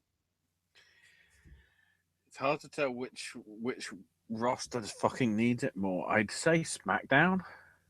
Well, I called SmackDown, but I'd rather them be on Raw. But like I said, I've mentioned this before, take away the comedy aspect of the Good Brothers, and Gallows and Anderson and the Revival are about the same team. Yeah. And you can't have them on the same brand. That's the only reason I can see them not going on Raw. The thing is, it says a lot that your 2 strongest teams on Raw and SmackDown are not teams. Yes. You know, you got Orton and Wyatt and Sheamus and Cesaro. Because we know they're getting the belts next. Oh, absolutely. Especially after the program. Especially after SmackDown and Raw this past week. Yes. It seems obvious it's happening. Speaking of... They're just pulling the trigger on New Day when they've beaten Demolition's record, so then they can... Of course. We fucked the Ash! We fucked the Smash! Fuck Demolition! Pretty much. Here's an interesting thing that... some interesting notes about this show. Number 1, Joe's retaining because Nakamura came out, no mention of the title, didn't have the belt with him or anything. Joe was not on this show. Keep in mind, though, I mean, this is the next 3 weeks of tapings, isn't it? Yeah. So that's what? 7, 14, and 21. Right. So they've still got to air the Japan and Aussie shows. over Christmas, New Year. I mean, it's supposed to be airing on. They're supposed to have the match on they said 2 weeks last week. So that makes me think it's going to be on even though it wasn't promoted, they're going to show highlights of the match. And Nakamura is on this show in just a regular match against Patrick Clark. Yeah, but the key thing is Joe isn't. Joe's not on the show at all. Which makes me wonder if Joe is dropping the belt on tour. It's a possibility. Because they'll say, you know, how Nakamura is having a warm-up match or something. If they want to go that route, they possibly could. But I mean, it looks like Joe's going to retain, but it makes more sense for Nakamura to win. But then again, you could save the TNA guy winning the NXT championship for Orlando. What a better way to stick it to Dixie. Have Bobby Roode win the NXT title in Orlando.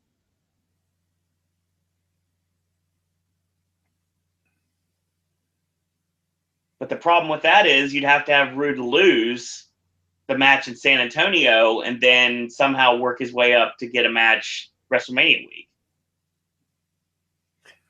Well, I guess that's the interesting thing is if it does go Bobby versus Joe,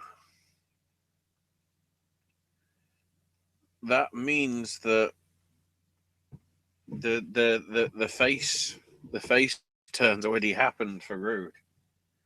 Right. And I mean the other thing they can do is do like a double pin in Osaka and have it build to a three-way in San Antonio and then do Roode's proper title victory in Orlando. Yeah. That's what I would do in this situation. Because I can totally see them doing video showing that different angles of the match where they thought that Nakamura won or they thought that Joe won. And because there's such a controversy, Regal says, we're going to add Nakamura to the match at TakeOver. We're going to do a three-way, and then we do Nakamura, or or Joe against Roode in Orlando. Let's see what happens next week. That's what I'm wondering. Yeah. When they go to Asia and Australasia. Right. From them, we'll get a gist of what's going on.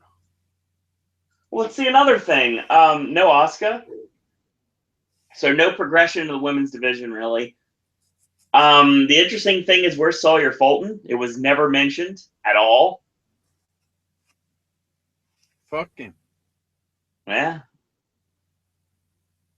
So, yeah, it was a very interesting set of tapings. Everyone can come back now that left for the NXT news. We're talking 205 Live now.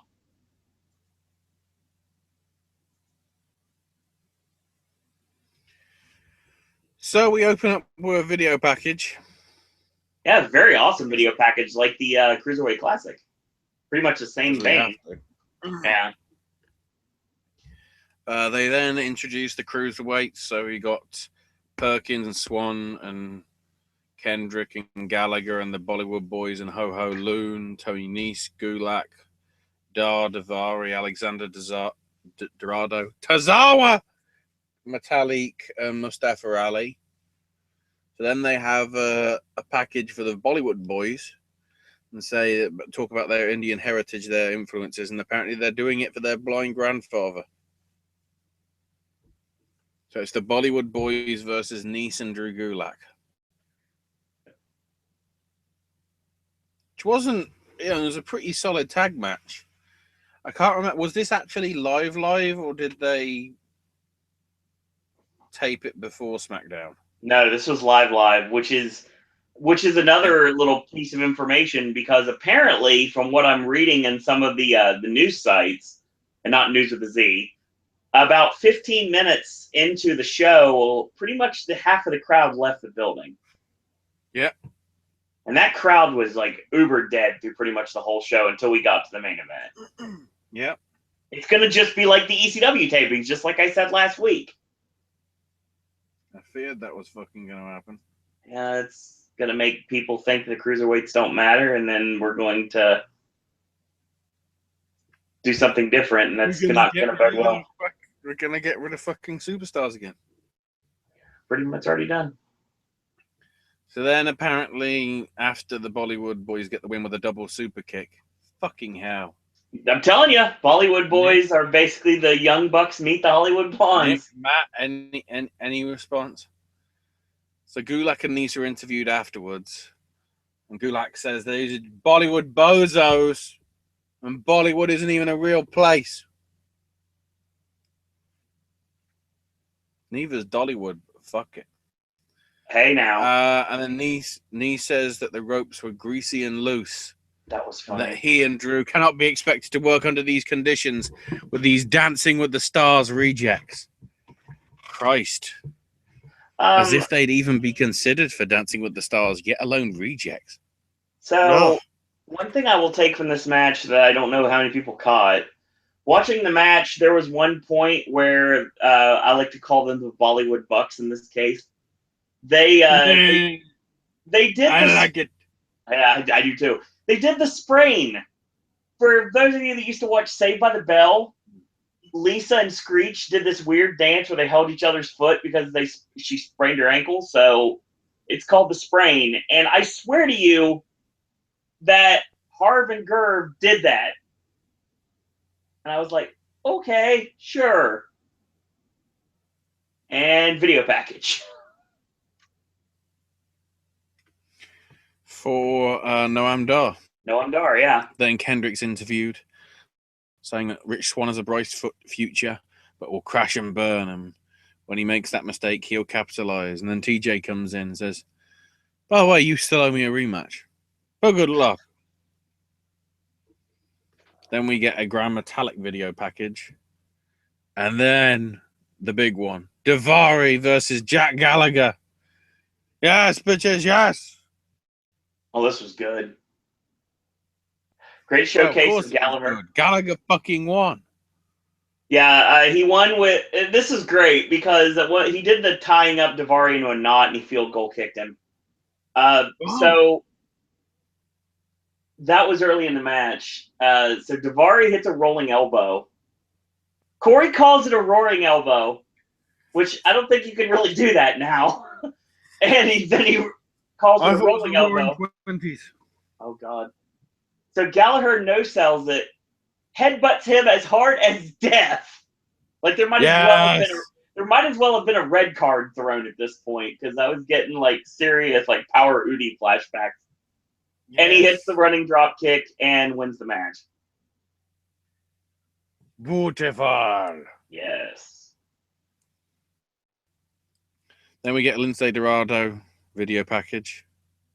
Then a video package on Rich Swann, which adds the fact that I didn't realize this. He lost both of his parents at the age of 16. Fuck. And there's another thing that was tried to be drilled in our head. I actually can't handle that now. I can't handle that. I actually can't. For legit.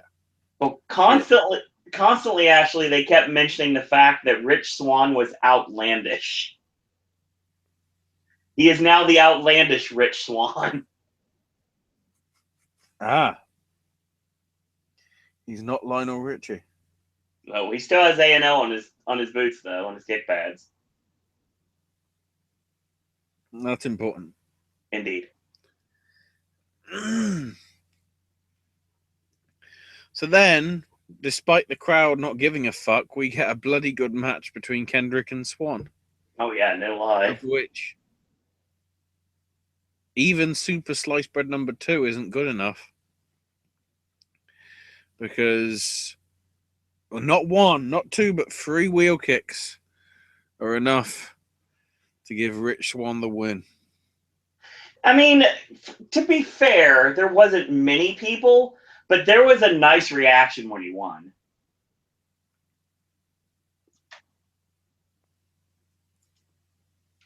Hmm. And we'll see where 205 Live is going, because obviously we don't know what any matches are for next week. I don't think WWE knows at this point.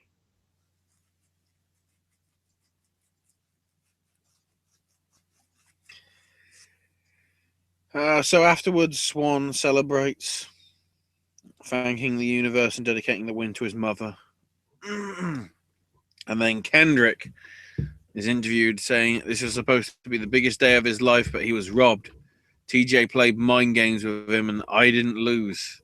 This will not be the end. Mark my words. Well, it clearly is, because fucking Swan's a champion. And we fade. Yes.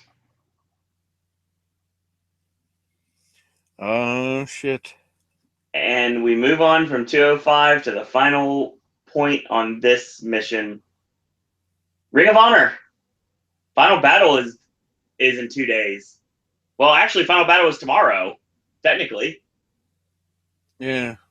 Considering there's another story that suddenly surfaced saying that there's going to be a raid. Yeah, WWE is going after a lot of people, and apparently they have eyed the Young Bucks, and Ring of Honor offered them a new contract tonight. Probably because they saw the story. Well, yeah, of course.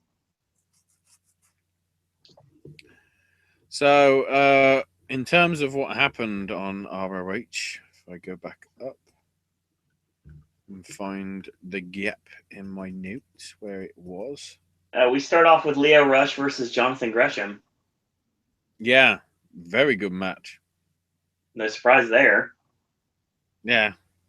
Alex Shelley watching on from commentary.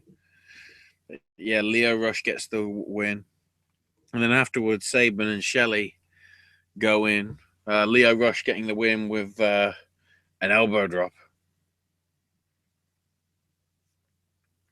Although he also hit 3 rush hours. I don't know if that was in honor of Chris Tucker.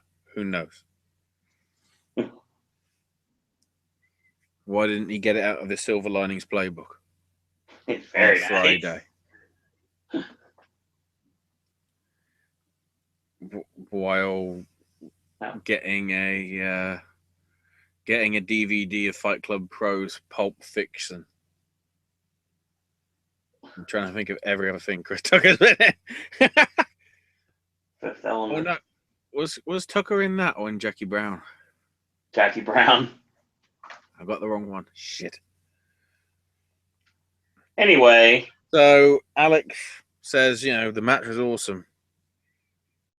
When you see Gresham and Rush get in the ring, they hold nothing back and give everything. And the best part would be able to see things like this, because that sort of match made him a fan of pro wrestling. Gresham and Leo Rush are the future of Ring of Honor. Shakes both men's hands and says that that's the foundation for the creation of Ring of Honor. So tag team, maybe? Perhaps. Who knows? Then video package, the important one. Kyle O'Reilly says, well, it's funny to think where it all started, where it is now, and where it's going to end. Future shock.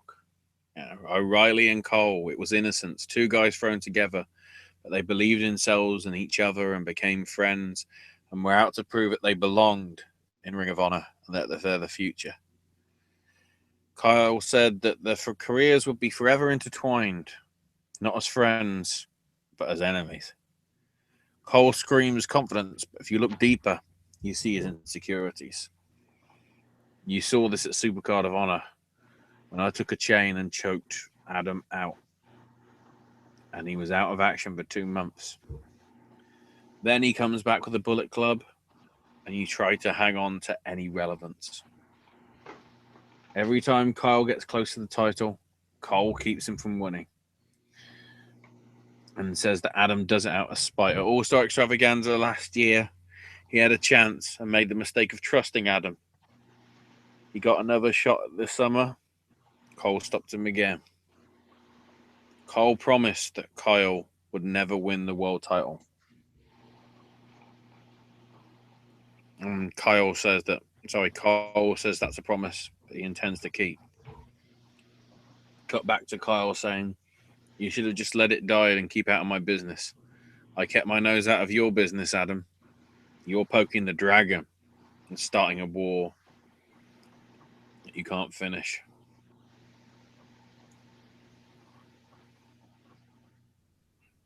There's one thing that Adam doesn't realize. He created the Violent Artist. When the river overflows its banks and consumes Adam at Final Battle, you'll either sink or swim, but you will gasp for air. And that world title will float down the river with you. At the Hammerstein Ballroom, the scene of the crime. They fought there before. He remembers the stitches, remembers seeing Adam Cole's mum crying. He might have lost the match, but he learned. Every time you look in the mirror and see the scar on your list, Adam, you remember me. I left my mark on you. I made you famous.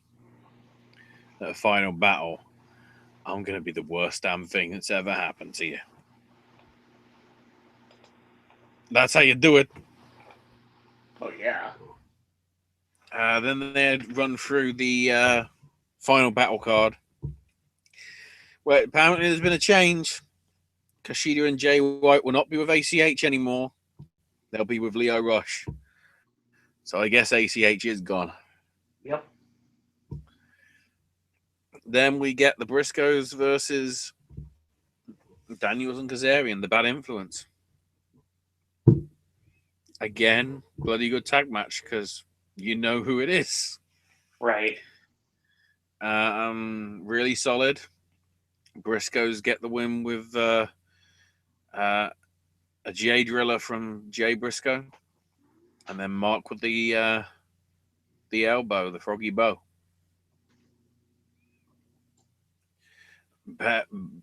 Carefully building towards Friday. The story about this match is the fact that the Daniels and Kazarian shook hands after the match was over. Yep. Well, probably because we're building to what's coming in a few weeks. Right. Which we'll get to. Then we're back, because that was your last match. And it's that time for Adam to talk about Kyle. And says, "I'm so tired and exhausted from the same song and dance of Adam and Kyle, Adam and Kyle. You know, it started back in 2010 as Future Shock. I became a star. Kyle stayed a good wrestler. But let's look at just the last year. Final Battle 2015.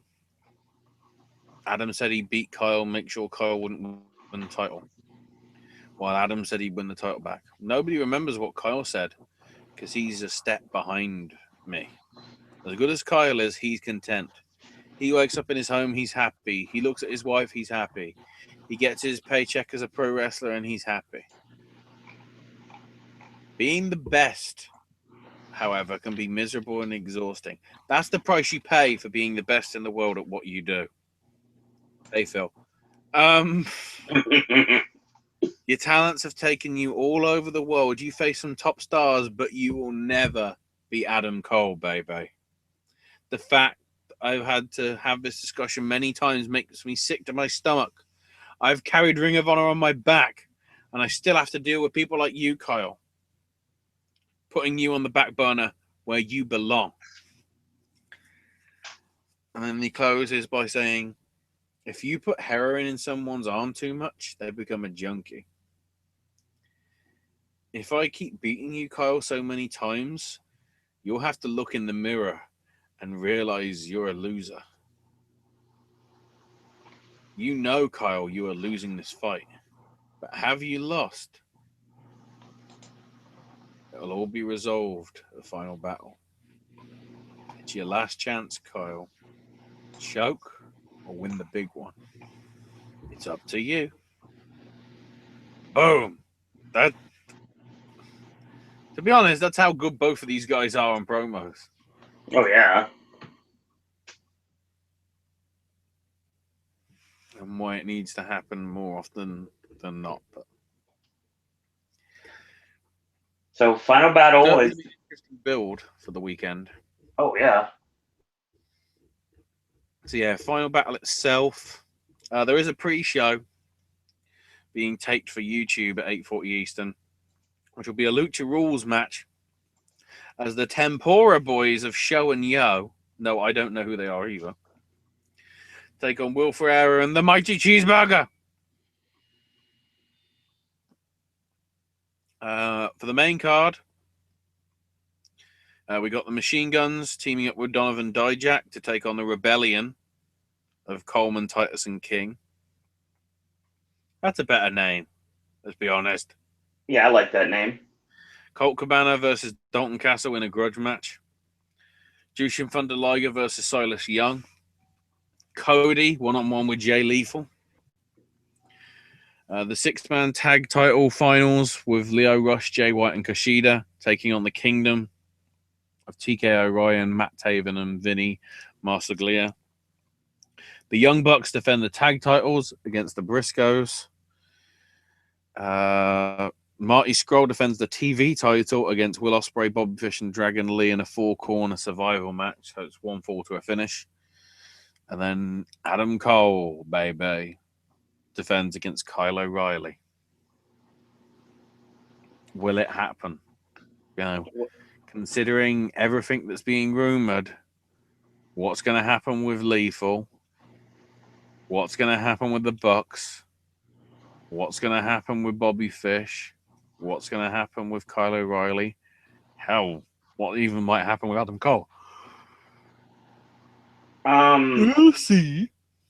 I think the interesting thing, other than Final Battle, is the aftermath tapings. Yes, the TV tapings on Sunday afternoon. Well, Sunday evening. Yeah, at the ECW Arena, 2300 Arena, whatever you want to call it. Doors open at 4:30. With a pre-show at 5:45 and the bell time of 6 p.m. So we have matches. Isn't WWE in Philly as well? TLC is in Pittsburgh. Ah, wrong one. Still in Pennsylvania though. Same state, but right. Is it End of the Line that's in Philly then? Or am I just getting it wrong? I don't know.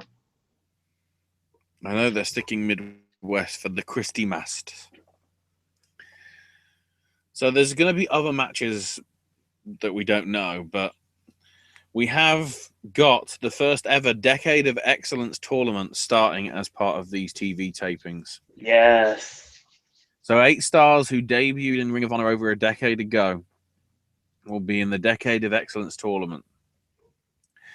The finals of which will be taking place January 14th in Atlanta at the TV tapings there.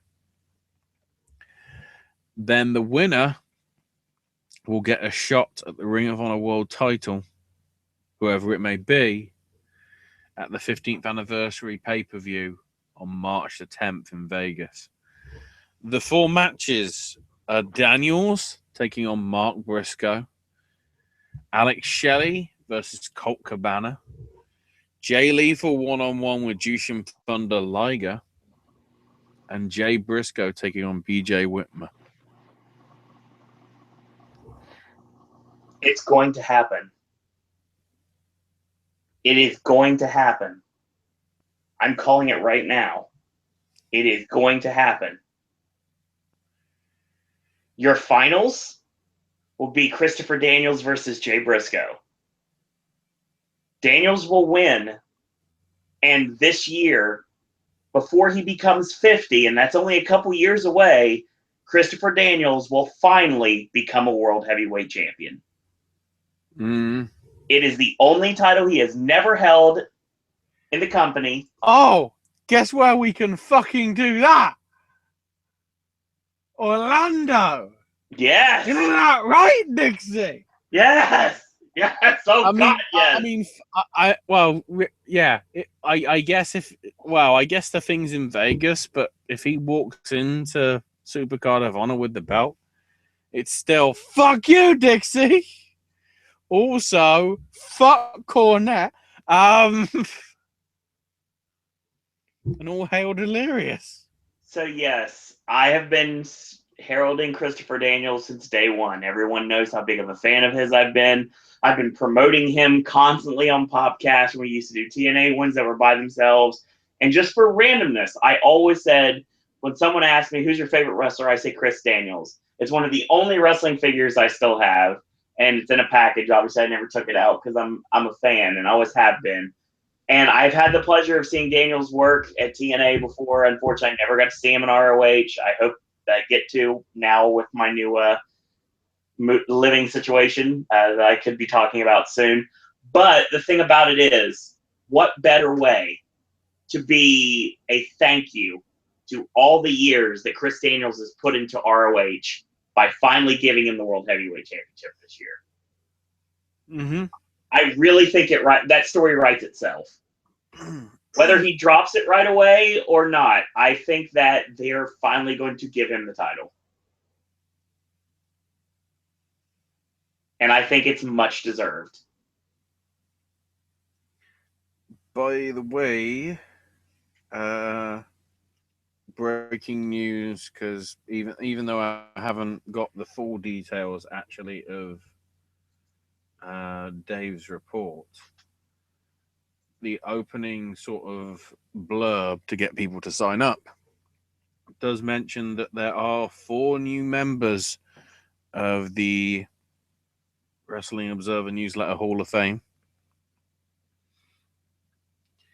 We have James McLaughlin, the 19th century pioneer who's considered to be the very first American pro wrestling champ, even before George Hackenschmidt, along with some more people you may have heard of: Gene Okerlund, Sting, and Brian Danielson / Daniel Bryan, whatever you want to call him. So they be in the Hall of Fame. Nice. Now the question is, when will they be in the WWE one? Except most of them already are. Shit. So yeah, that's our show.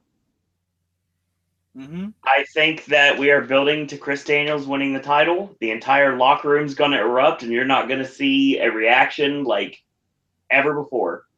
Even if O'Reilly wins the title on Friday or Sunday or whenever, or if it happens, period, after all the build-up. Yeah, if he wins the title at all, it's not going to be as big as when Christopher Daniels finally wins the Ring of Honor World title. And mark my words, it's going to happen. I better say this now, considering it got announced on Monday. Tickets for Mystery Vortex 4 go on sale Thursday, December 1st at 8 p.m. Pacific. So in less than 24 hours from now, you can get tickets for the next PWG show. Only 2 weeks after, of which, the thing is, it's called Mystery Vortex, for the idea being you don't know what matches are going to be on, except we know one, because it's the cash-in for the Bowler tournament, because it's Marty Scurll taking on champ Zack Sabre Jr. The rest of the card, we don't know. We'll have to see. Be interesting as well to see, of course, if certain things don't go the way of Ring of Honor and the Bucks head for some dollar. If you holla, oh wait, he isn't in the company anymore. That could be an interesting farewell show if the Bucks are booked on it. Which, let's be honest, they probably are. Because I don't think there's any real major shows for the New Japan talent to be part of until just after Christmas, as they build towards Wrestle Kingdom. So yeah, tickets on sale for PWG, 8 p.m. Pacific, tomorrow / today. Because of course, if you are in Pacific Zone area, it's still Wednesday. Damn it. Yep. unless you're watching it already. Unless you're watching it afterwards, in which case the tickets are probably gone because they normally go in like 4 minutes. On that note, that's our show. Mm-hmm. So we have TLC coming up this Sunday night. We actually are going to be covering it. As soon as the show ends. That one. Mention the important one first. I want to bring in the one that I'm just looking at things. Friday night, Right. As soon as it finishes, Ring of Honor Final Battle 2016, we're going to be doing a podcast, Ashley and myself talking ROH. And then, like we said, we got SmackDown on Sunday. A lot of wrestling content coming to the network. We have Raw coming back next Monday night and the Wednesday Wrestling Popcast next week. Talking all things that we've been talking about tonight and so much more. And hopefully we'll get some more guests to join us to talk about wrestling. If not, it'll just be me and Ashley show, which works. Check out our Facebook fan page at Popcast Network and our Zazzle merchandise at Popcast Network. Shout out to Troy for signing up for our first Patreon on Patreon. Yes, Troy donated to our Patreon page, so thank you, Troy, for that. Much appreciated. Check us out, Patreon, Popcast Network there. And big shout out to Scott and Cleveland and Travis and Will and Whit and Acer for being a big part of this network, being a big part of the wrestling content on this network. Whether you hear them or not, they're always here in spirit regardless. Links to their Twitter and their channels are in the description bar below. Ashley? Find me on Twitter, Ash is my name UK. Man, I've got a busy weekend because tomorrow's also the Game Awards, so I'm fucked. Check out other podcasts like this as well over at snsradionetwork.com. Whole bunch of that. I recommend Slavish News Live. Nice. Gaming with Ash should be returning next week. Yeah, probably reacting to the news of the Game Awards. And apparently the 10 premieres we're getting. We know 2 of them being Mass Effect and Legend of Zelda based. But the other 8, I mean, it can take a hazard on something to do with Kojima and Death Stranding. Probably something new from Telltale. The other ones, who knows? We'll see. We also want to mention real quick some programming notes for the network. So Sip and Snack actually returns later today. So yeah, that'll be fun. Friday, AJ's Movie Reviews is tackling Moonlight and Loving and possibly some other films as well. And of course, we have our ROH Final Battle podcast on Friday night. Saturday, we should be having our final November predictions for the Academy Awards. So that's going to be coming out. Sunday, brand new verses. I believe your cryptic comment is Family Spies. And Sunday is also TLC. As soon as TLC is over, we'll go live there. Raw, of course, will be Monday along with Gaming with Ash sometime in the week. Wednesday Wrestling Popcast on Wednesday. Some more content coming soon. We got a Halloween Horror Nights podcast talking 27 and the debut of Mockingjay. That's going to be coming up on a couple weeks from now. And a lot of stuff coming from the Popcast Network, so stay tuned. We got a lot of really cool things coming your way. So that being said, in a world where there are a billion wrestling podcasts, we're very pleased that once more tonight you've chosen a Popcast. Follow me on Twitter at Sir Owen Disney. Follow the network at Popcast Network. And until tomorrow, boys and girls, that's all we got to say about that. Where's my fucking gold, Konami? Because I know you work for Jeff.